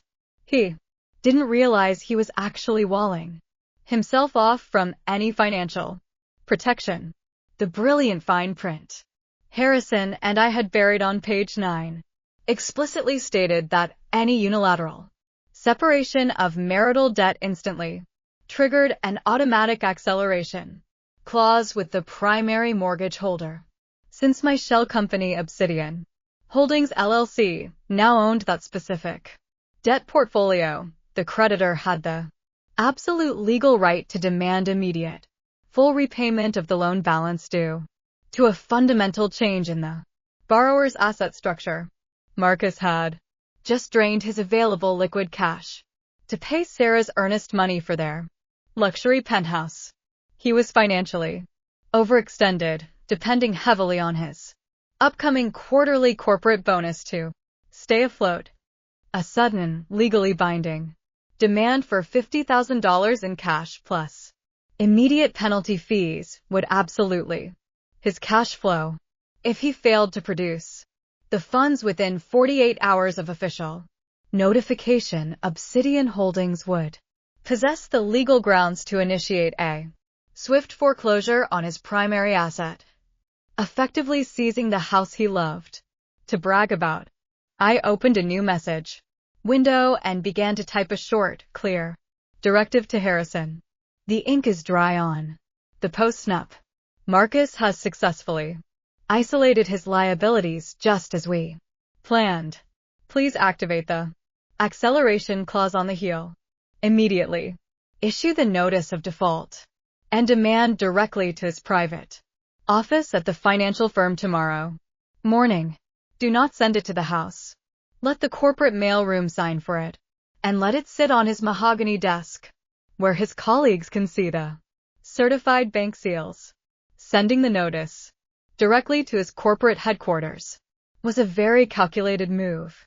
Marcus built his entire identity around being the smartest, most untouchable executive on the 42nd floor. Receiving a massive financial default notice in his sanctuary of power would shatter his flawless professional facade. He would be forced to open a foreclosure threat while sitting in the very building I secretly owned. The poetic justice of the location was almost too delicious to ignore. I hit send. The screen displayed a bright green check mark signaling that the legal machinery was already in motion. There was no reversing the process. I closed the laptop, picked up my tea, and took another slow sip, leaning back against the comfortable sofa cushions. Just then, Zuri let out a loud giggle as she rolled a wooden ball across the carpet, causing Leo's meticulously built block tower to come crashing down in a heap of scattered pieces. I smiled, watching the colorful wooden blocks scatter across the floor without a single ounce of regret. Rebuilding always requires a little strategic destruction. First, the invisible iron noose I had so carefully woven around my husband's neck finally tightened. All I had to do now was attend my brother-in-law's birthday dinner and wait for Marcus to confidently walk himself straight off the cliff. The private dining room at one of Buckhead's most exclusive stews was suffocatingly opulent. Heavy velvet curtains framed the floor to ceiling. Windows and a massive crystal chandelier cast a warm golden glow over the long mahogany table. We were gathered to celebrate David's 38th birthday, but within 5 minutes of Arriving, it became abundantly clear that the evening was actually a dedicated showcase for Marcus and Sarah to flaunt their perceived superiority. I sat silently beside my husband in a simple but elegant navy silk dress, playing my part to absolute perfection. Marcus was in his element. He presided over the center of the table loudly, ordering 1,000 bottles of imported red wine and waving away the sommelier with the casual arrogance of a man who believed his bank account was limitless. Across from us sat David, a genuinely decent but tragically oblivious man, and Sarah, who was practically vibrating with a toxic, nervous energy. Sarah had chosen to wear a skin-tight metallic silver dress that caught the light from the chandelier every time she moved. She spent the first course ensuring every single guest at the table knew exactly how much her diamond tennis bracelet cost. But the real performance began just as the waiters cleared our appetizer plates. Marcus stood up, tapping his silver fork against his crystal wine glass to command the entire room's attention. The chatter instantly died down. He smoothed the front of his bespoke suit jacket and looked at his older brother with a magnanimous, overly practiced smile. David, we've been through a lot together, Marcus projected, his voice carrying so even the waitstaff hovering by the door could hear him. You've always been a solid brother, a good husband to Sarah, and a steady guy. But you know me, I'm not one for standard birthday cards. I believe when you reach a certain echelon of success, you have an obligation to bring your family along with you. Marcus reached into his breast pocket and produced a heavy, unmistakable green velvet box. He slid it across the polished mahogany table. David looked genuinely shocked as he opened the lid. Inside was a gleaming brand new Rolex Daytona. Several guests gasped.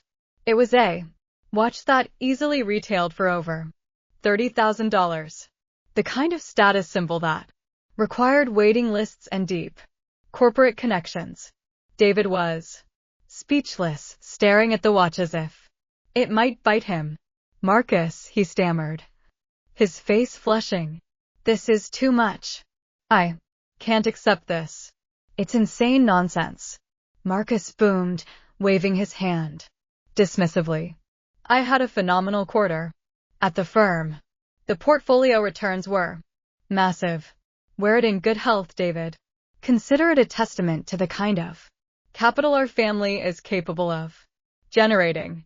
I kept my hands carefully folded in my lap, maintaining a pleasant, utterly serene smile. My husband was giving away $30,000 watches to feed his own god complex, blissfully unaware that he had funded this grand gesture with a line of credit that was currently imploding. He was playing the part of a billionaire philanthropist while sitting on a mountain of debt that I now legally owned. The irony was so rich and intoxicating I almost wanted to give him a round of applause. Sarah, however, refused to let Marcus hold the spotlight for more than 5 minutes. The moment David had secured the heavy gold watch on his wrist, she leaned forward, resting her elbows on the table and clasping her hands together. Speaking of massive success, Sarah announced, her sharp voice cutting through the lingering murmurs of the guests. I have a little celebration of my own to share tonight. I just closed on a stunning new property this afternoon. I didn't want to steal David's thunder, but I have officially secured a luxury penthouse at the Baron. A chorus of impressed congratulations erupted around the table. The Sober was legendary in Atlanta, an architectural masterpiece reserved exclusively for the ultra-wealthy. I looked directly at Marcus. He met my gaze and offered a tight congratulatory nod toward his sister-in-law, completely concealing the fact that they had just purchased their secret love nest using the stolen equity from my children's home. It's a massive milestone, Sarah continued, flipping her blonde hair over her shoulder and looking directly at me. The penthouse has private elevator access, floor to ceiling, skyline views, and a custom marble kitchen. It just goes to show what happens when a woman really applies herself and builds her own empire, instead of waiting for a man to give her an allowance. The tension at the table instantly ratcheted up. The air grew thick and uncomfortable as several family members shifted in their seats, keenly aware of the blatant targeted insult. Everyone in that room knew I worked from home. Everyone knew Marcus controlled our finances. Sarah wasn't just bragging. She was publicly loading a shotgun and pointing it directly at my chest. You know, I just have so much respect for the modern economy. Sarah pressed on, her icy blue eyes locked on mine with vicious intent. In today's world, a successful man needs a true partner. He needs an equal. He needs a woman who understands real estate profit margins and the corporate grind. I look at these women who just sit at home, doing a little bit of laundry, answering a few casual emails, and draining their husband's resources. And honestly, I just feel pity. She took a slow sip of her red wine, never breaking eye contact. It must be exhausting for a man to carry dead weight around his neck, Sarah concluded, her voice dripping with fake sympathy. A woman who doesn't generate real capital is nothing more than a heavy burden, a leech. Really, it takes a very patient man to tolerate a wife who offers no return on investment. The silence that followed was deafening. David stared down at his plate, completely embarrassed, but too cowardly to stop his wife from verbally savaging his sister-in-law. I turned my head slightly to look at Marcus. My husband, the man who had sworn to protect me, was actually swirling his wine and chuckling quietly to himself. He was enjoying the show. He was actively encouraging his mistress to publicly humiliate his wife. They wanted me to break. They wanted me to burst into tears, throw my napkin on the table, and run out of the restaurant in a fit of hysterical, defeated shame. They wanted to prove to the entire room that I was emotionally unstable and wholly unworthy of Marcus' greatness. Instead, I reached out and picked up my crystal water glass. The ice clinked it softly against the tumbler. I took a calm, refreshing sip, letting the cool water wash away any lingering traces of anxiety. I set the glass back down on the white linen tablecloth with absolute precision. I looked at the gleaming Rolex on David's wrist, then the smug smile on Marcus' face, and finally the triumphant, venomous eyes of Sarah. They had no idea the cliff's edge was right beneath their feet. You are absolutely right, Sarah, I said, setting my crystal glass down with a soft but distinct clink that drew the attention of the entire table. A successful man does need a true partner. He needs a woman who genuinely understands profit margins and the corporate grind, instead of someone who's just pretending to play the game while drowning in invisible debt. Sarah's smug smile faltered for a split second. She recovered quickly, jutting her chin out defensively and adjusting her posture to project confidence. I'm not sure what you mean by that, Serafina, but then again, I wouldn't expect someone who works from her kitchen table to understand commercial real estate or high acquisitions. I leaned forward slightly, resting my forearms on the heavy mahogany table. The private dining room had fallen into a pin-up silence, with every single guest hanging on my every word. I understand quite a bit about commercial real estate, I replied, my voice soft, conversational, and completely lethal. For example, I know that purchasing a luxury penthouse at the Saw Baron requires an incredibly strict financial vetting process. It's a very exclusive property. The board typically demands hard proof of liquid capital and verified income history. They frown heavily on buyers who leverage their purchases with shady, high-interest secondary loans or undisclosed home equity lines of credit. It's just too risky for the partnership. A sudden acceleration clause from a primary creditor could leave a buyer completely paralyzed, facing swift foreclosure and total asset liquidation before they even get a chance to move in their designer furniture. The color rapidly drained from Sarah's face. The metallic silver of her dress suddenly looked harsh and unforgiving against her pale skin. Her mouth opened slightly, but no words came out. Her eyes darted to Marcus in pure unadulterated panic, silently asking him if I somehow knew the truth about the $50,000 he had stolen from my house to fund her earnest money deposit.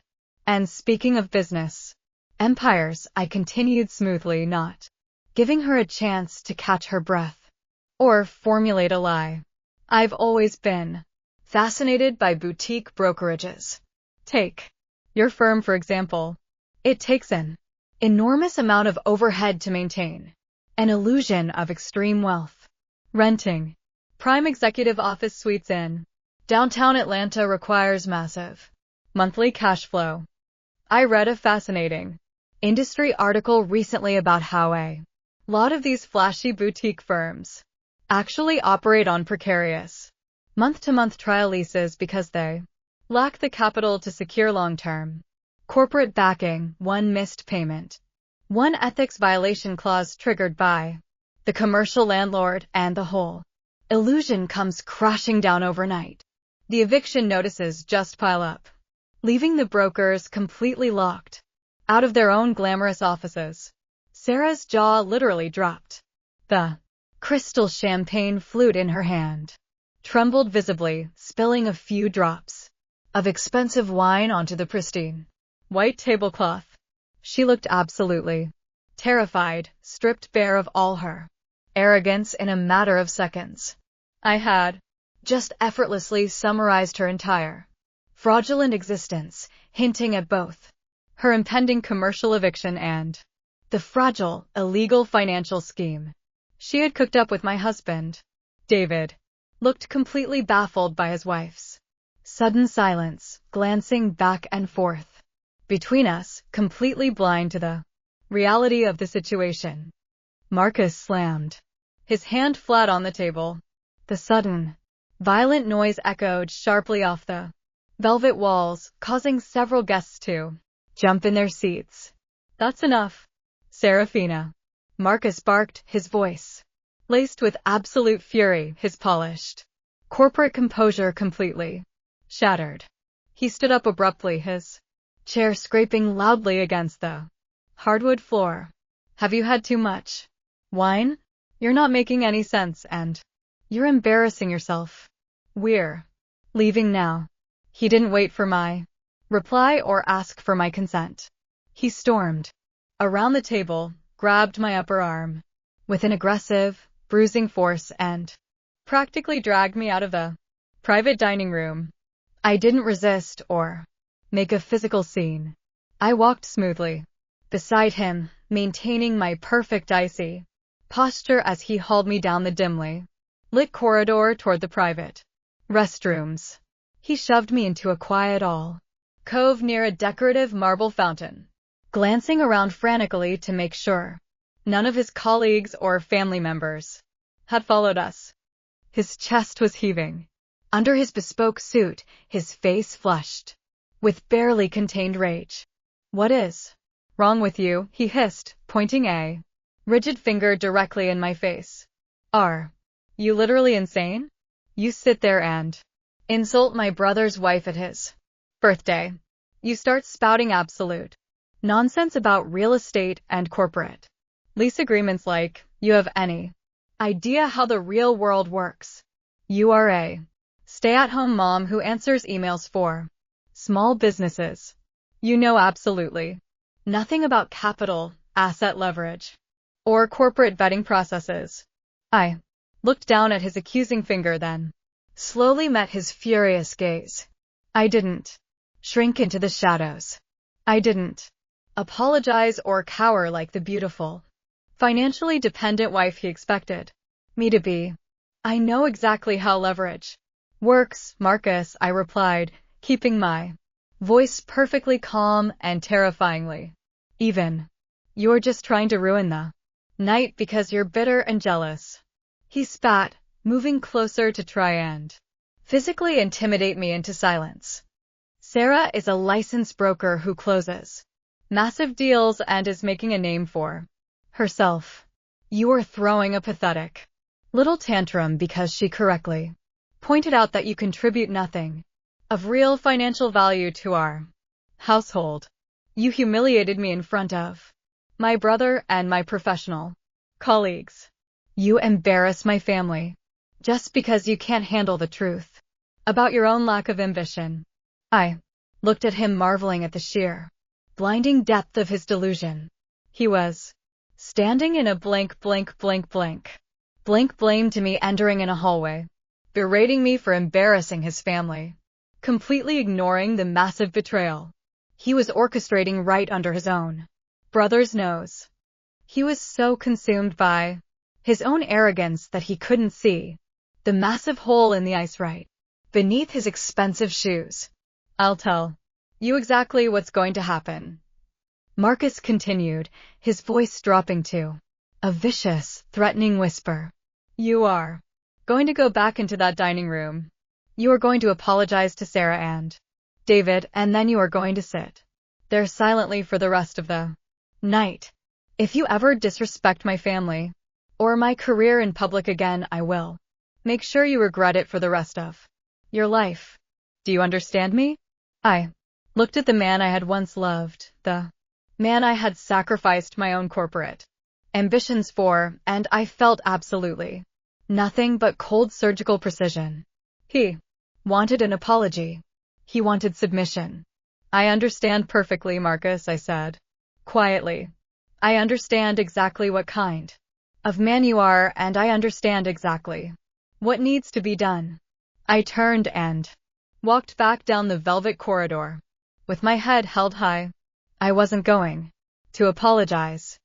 I was going to let him believe he had won this trivial hallway argument, because the real destruction was already scheduled to arrive at his corporate office on Monday morning. The drive back to our gated community was shrouded in a suffocating, heavy silence.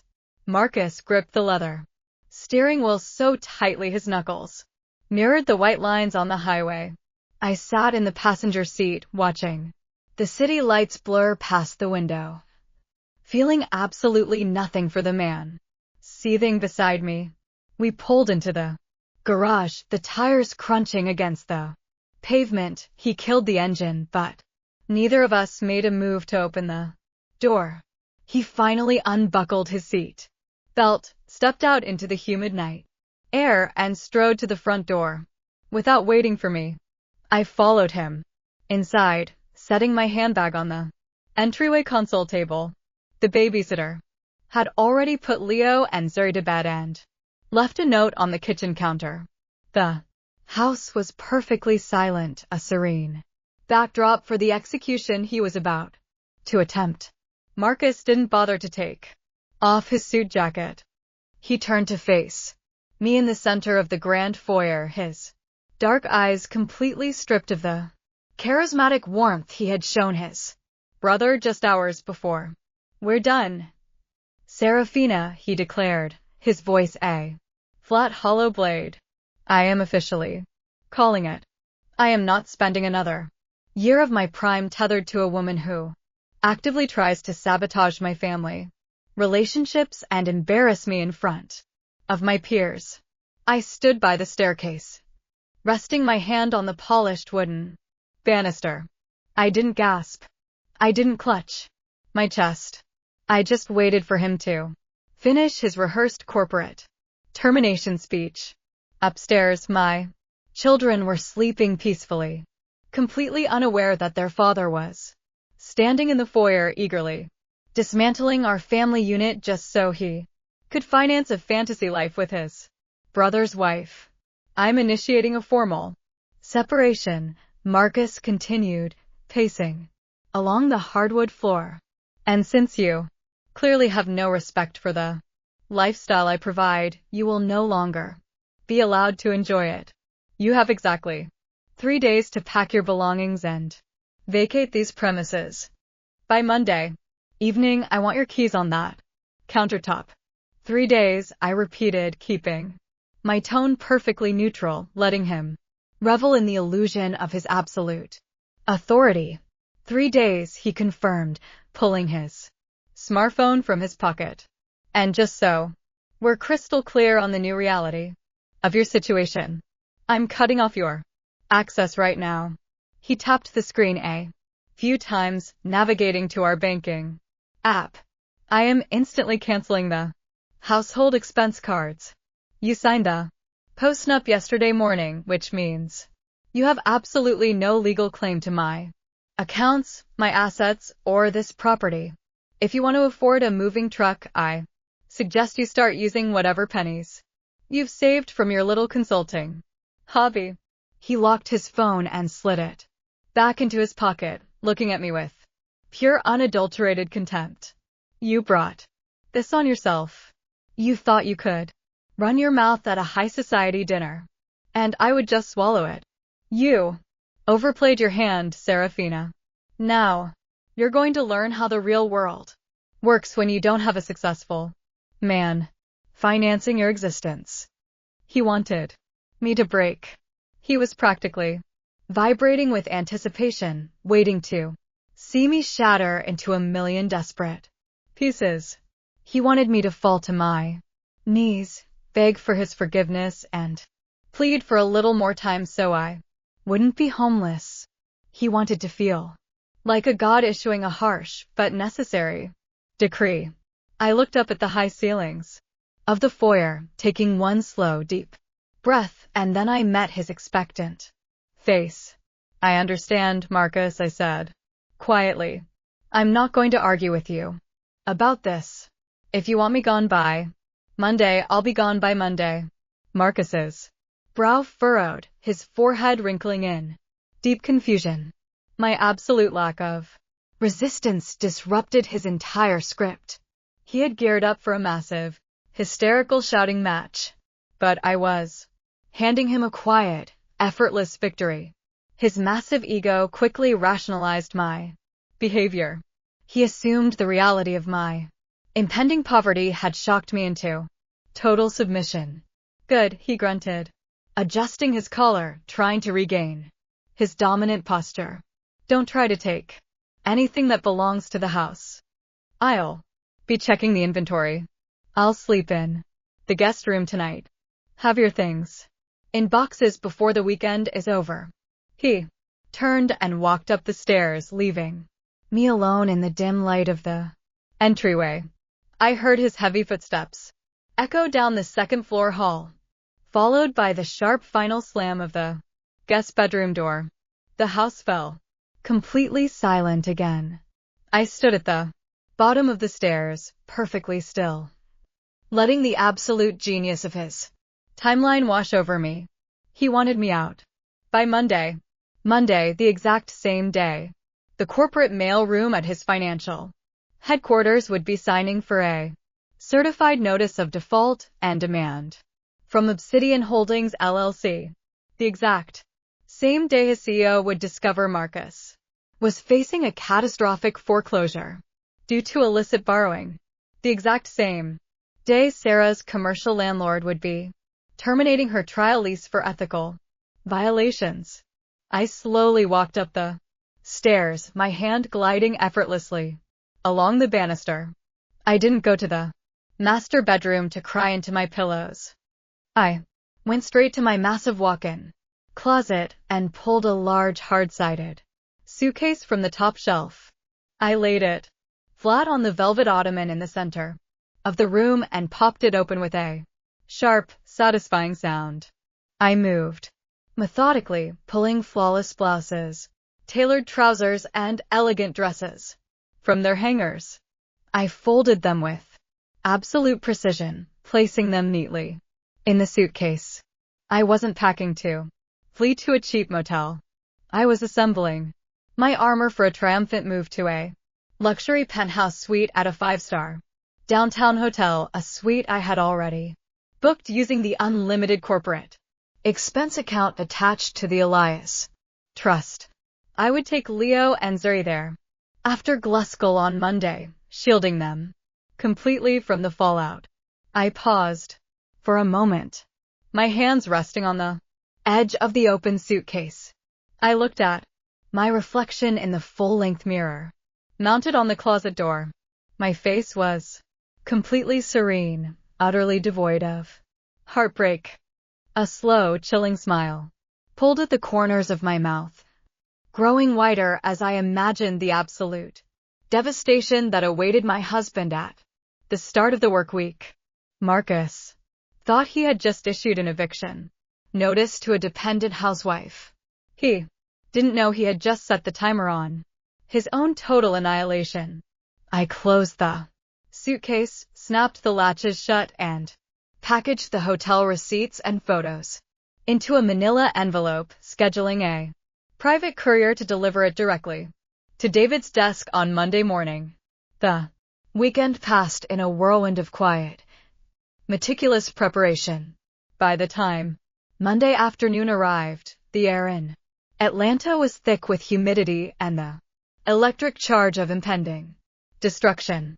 I pulled into our exclusive gated community, the tires of my SUV humming softly against the familiar asphalt.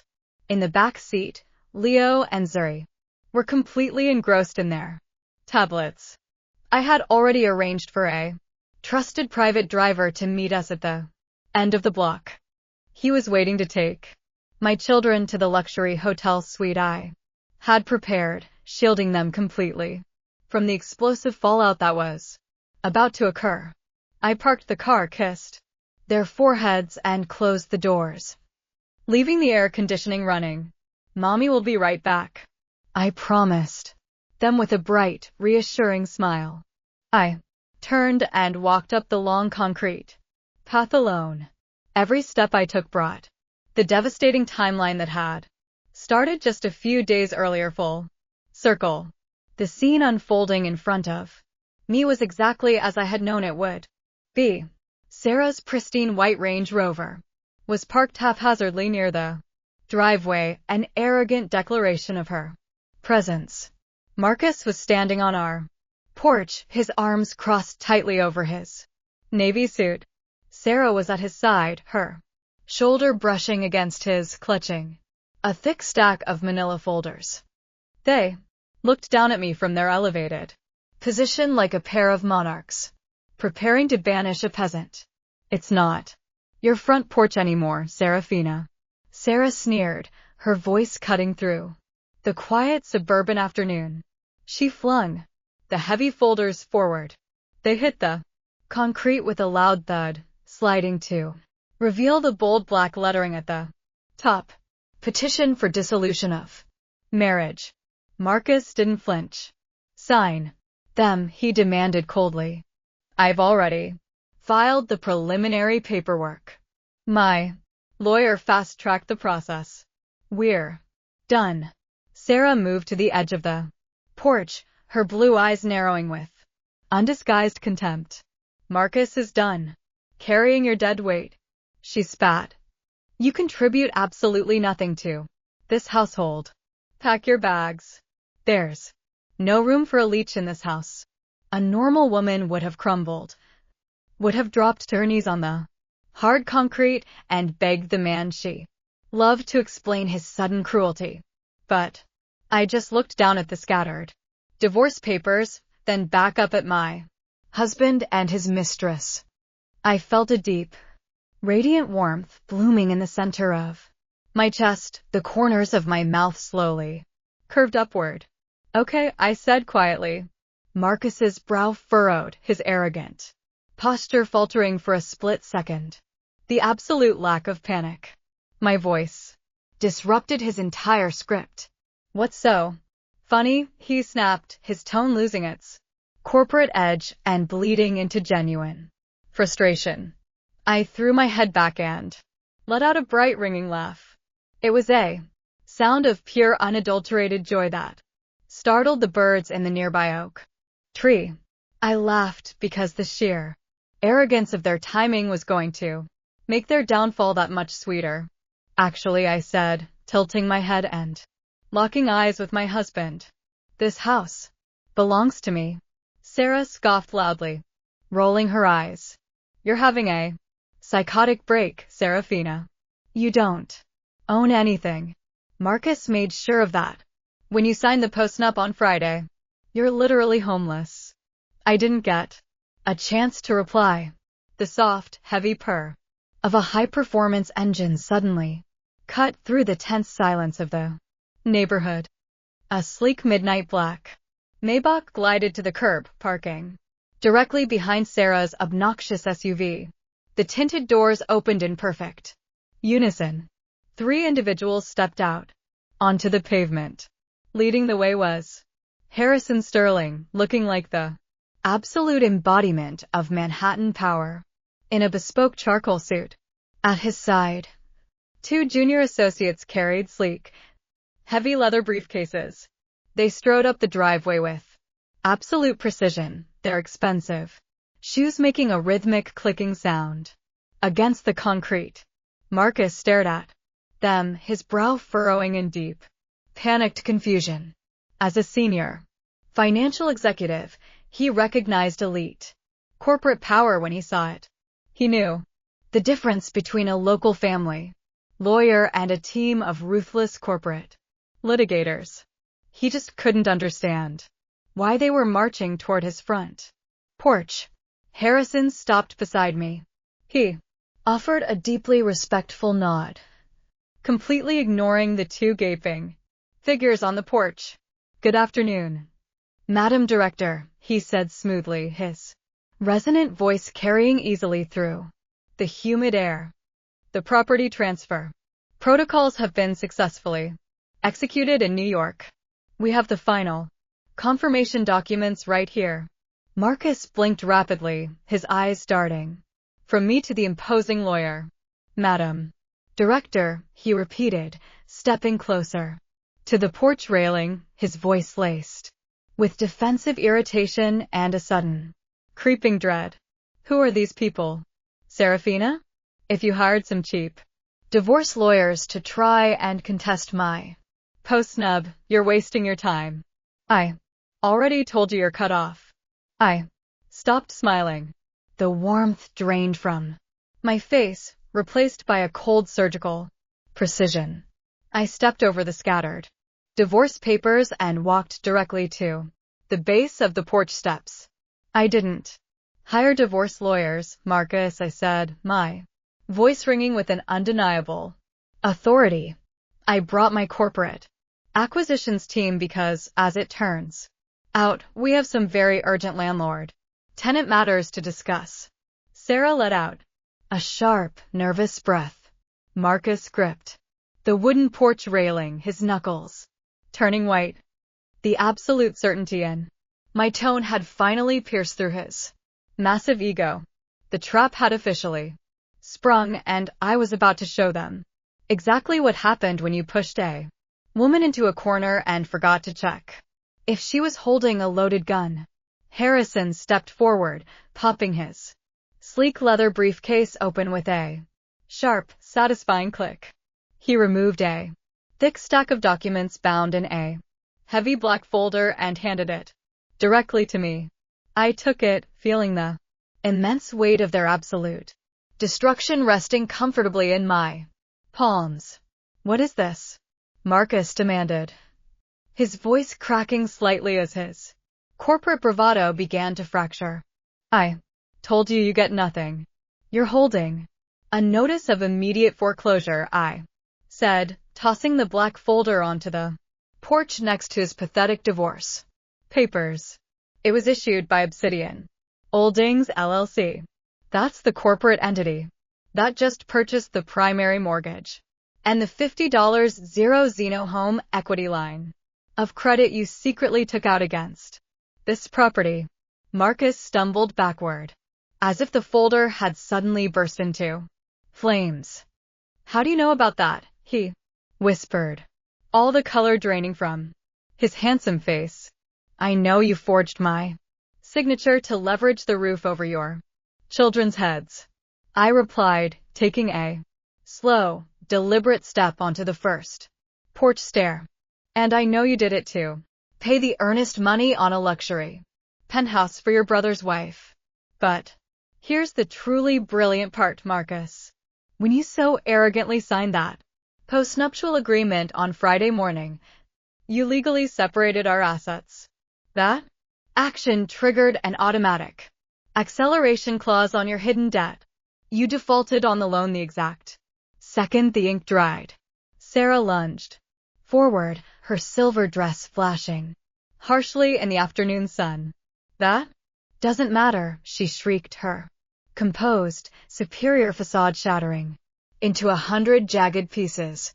Marcus already signed a quitclaim deed, transferring this property to SRY to settle his debts to my company. You can't foreclose on a house that's already mine. I turned my gaze on her, my expression completely devoid of pity or hesitation. Sarah, you really should consult better lawyers. You can't transfer a deed that is actively encumbered by a defaulted loan. Obsidian Holdings seized this asset at 9 light this morning. Your fraudulent transfer is completely null and void. You own absolutely nothing. Marcus ran a shaky hand over his face. He was sweating profusely. His expensive, bespoke suit suddenly looked suffocating and restrictive. You can't do this to me, he stammered, shaking his head in a frantic denial. I'm a senior executive. I generate massive capital. I'll just pay off the loan tomorrow. I'll liquidate my stock options and bury you in court. I let out a soft, pitying sigh, shaking my head. Pay it off with what, Marcus? Your salary? I snapped my fingers.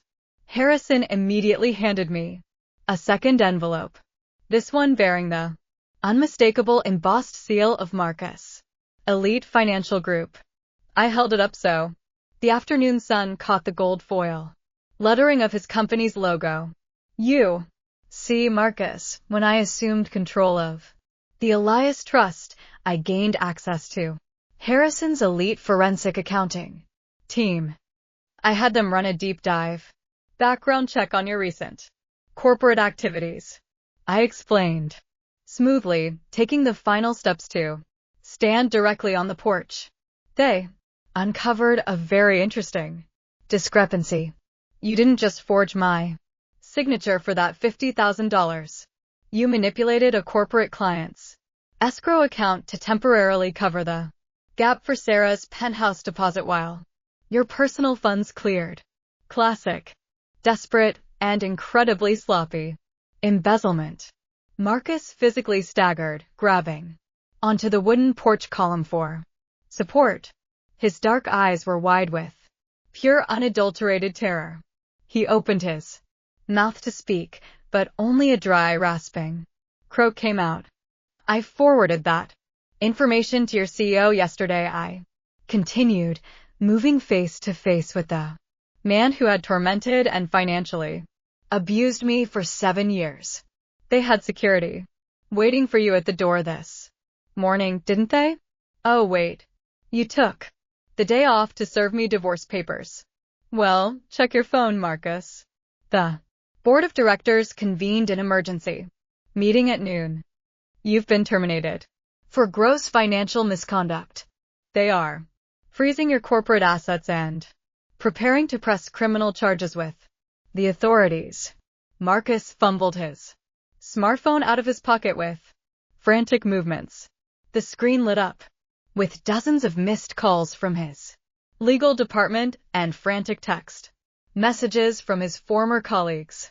A guttural choked sound escaped his throat as his entire reality, his wealth, his status, his untouchable reputation, disintegrated before his eyes. The phone slipped from his grasp, hit the concrete porch, and the screen shattered, mirroring his ruined life. Sarah edged away from him, her eyes darting wildly to her white Range Rover parked in the driveway. She was preparing to flee, eager to abandon the sinking ship she had so gleefully helped poke holes in. "Not so fast, Sarah," I called out, my voice stopping her dead in her tracks. "Did you really think I had forgotten about you?" She spun around, her face pale and twisted with pure panic. "I had nothing to do with his corporate accounts," she stammered defensively, holding her hands up as if to ward off a physical blow. "I'm just a real estate agent. I didn't force him to take that money." "You're a fraud," I corrected her, my tone razor-sharp and merciless. "You operate your flashy little brokerage out of a second-floor executive suite in my building. A suite you are currently 60 days behind on rent for." Sarah gasped, taking another stumbling step backward. As the horrifying realization finally hit her, she looked at Harrison, then at me, the arrogance completely wiped from her features. Uncle Elias required all commercial tenants to adhere to a strict morality and ethical business conduct clause. I recited, quoting the master lease agreement perfectly. Conspiring to defraud a spouse, facilitating forged property documents, and accepting embezzled corporate funds are massive violations of that clause. I officially terminated your month-to-month trial lease at 10 a.m. this morning. Building security has already changed the locks on your office doors and impounded your computers pending a massive fraud investigation. Sarah let out a sharp, panicked whimper. She clutched her designer Birkin bag, pressing it to her chest like a desperate shield. "You can't do this. My client files are in there. My business will be ruined. I'll lose my license." "Your business was an illusion," I stated flatly, crossing my arms and looking down at the scattered divorce papers at my feet. "And the illusion is over.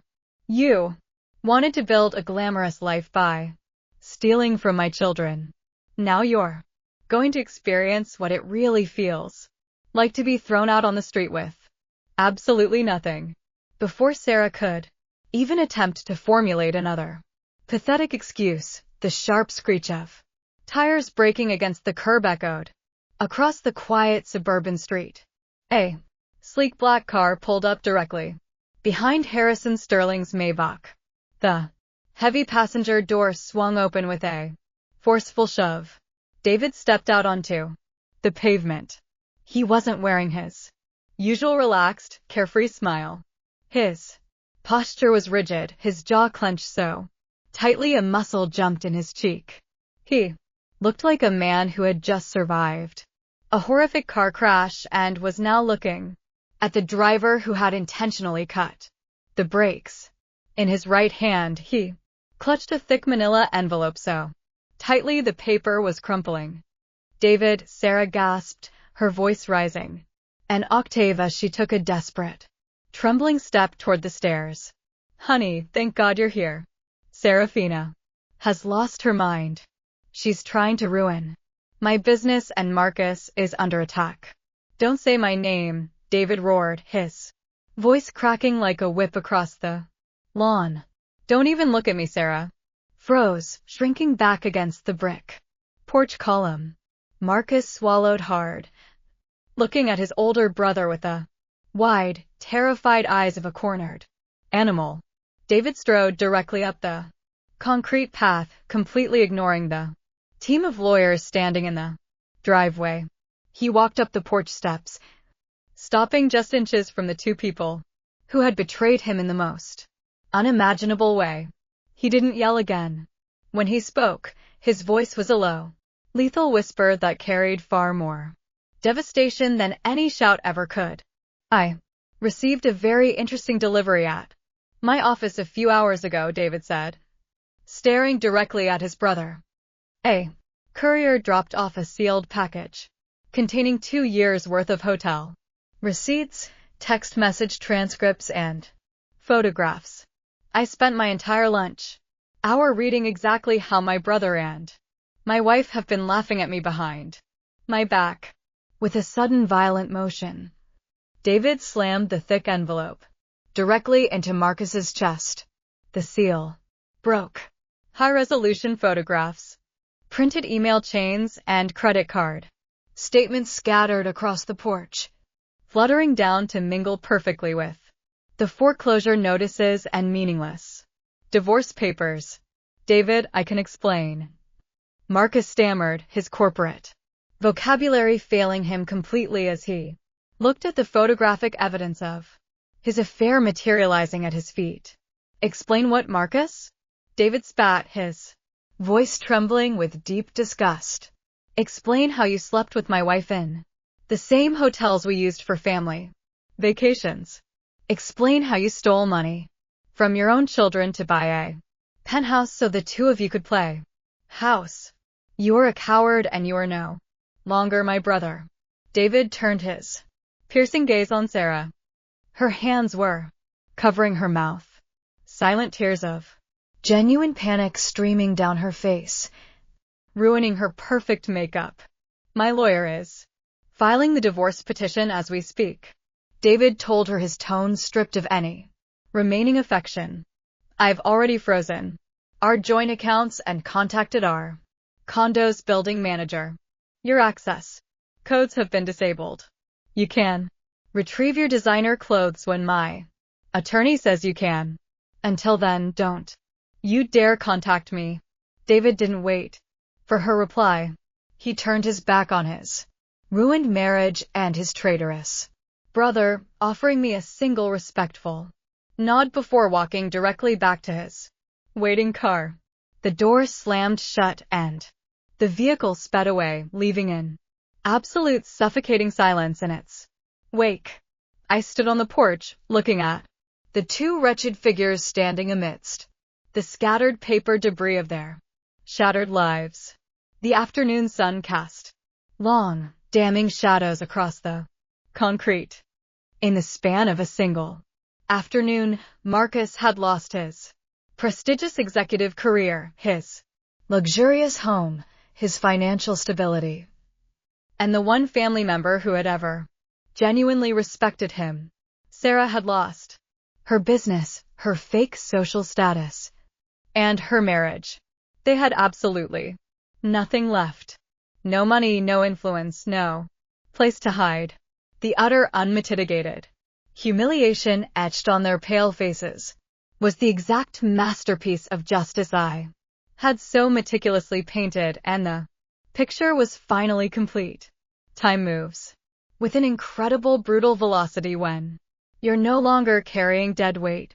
The fallout from that afternoon on the porch was swift and merciless. The corporate audit at Marcus' former financial firm uncovered a massive trail of embezzled funds, forged escrow accounts, and wire fraud. I didn't even have to set foot inside the courtroom to watch him trade his immaculate, custom-tailored navy suits for a standard-issue state prison jumpsuit. His arrogant, untouchable smirk vanished completely as the judge handed down a severe multi-year sentence for grand larceny and corporate fraud. He lost his wealth, his freedom, and every single ounce of his precious pride. Sarah faced an equally devastating reality. The state real estate commission launched a swift investigation into her fraudulent business practices and illegal manipulation of property deeds. She was permanently stripped of her broker's license and buried under a mountain of financial penalties. David finalized a ruthless divorce, leaving her with absolutely nothing. The woman who once bragged about luxury penthouses ended up renting a small, rundown studio apartment on the outskirts of the city, completely exiled from the high society circles she once worked.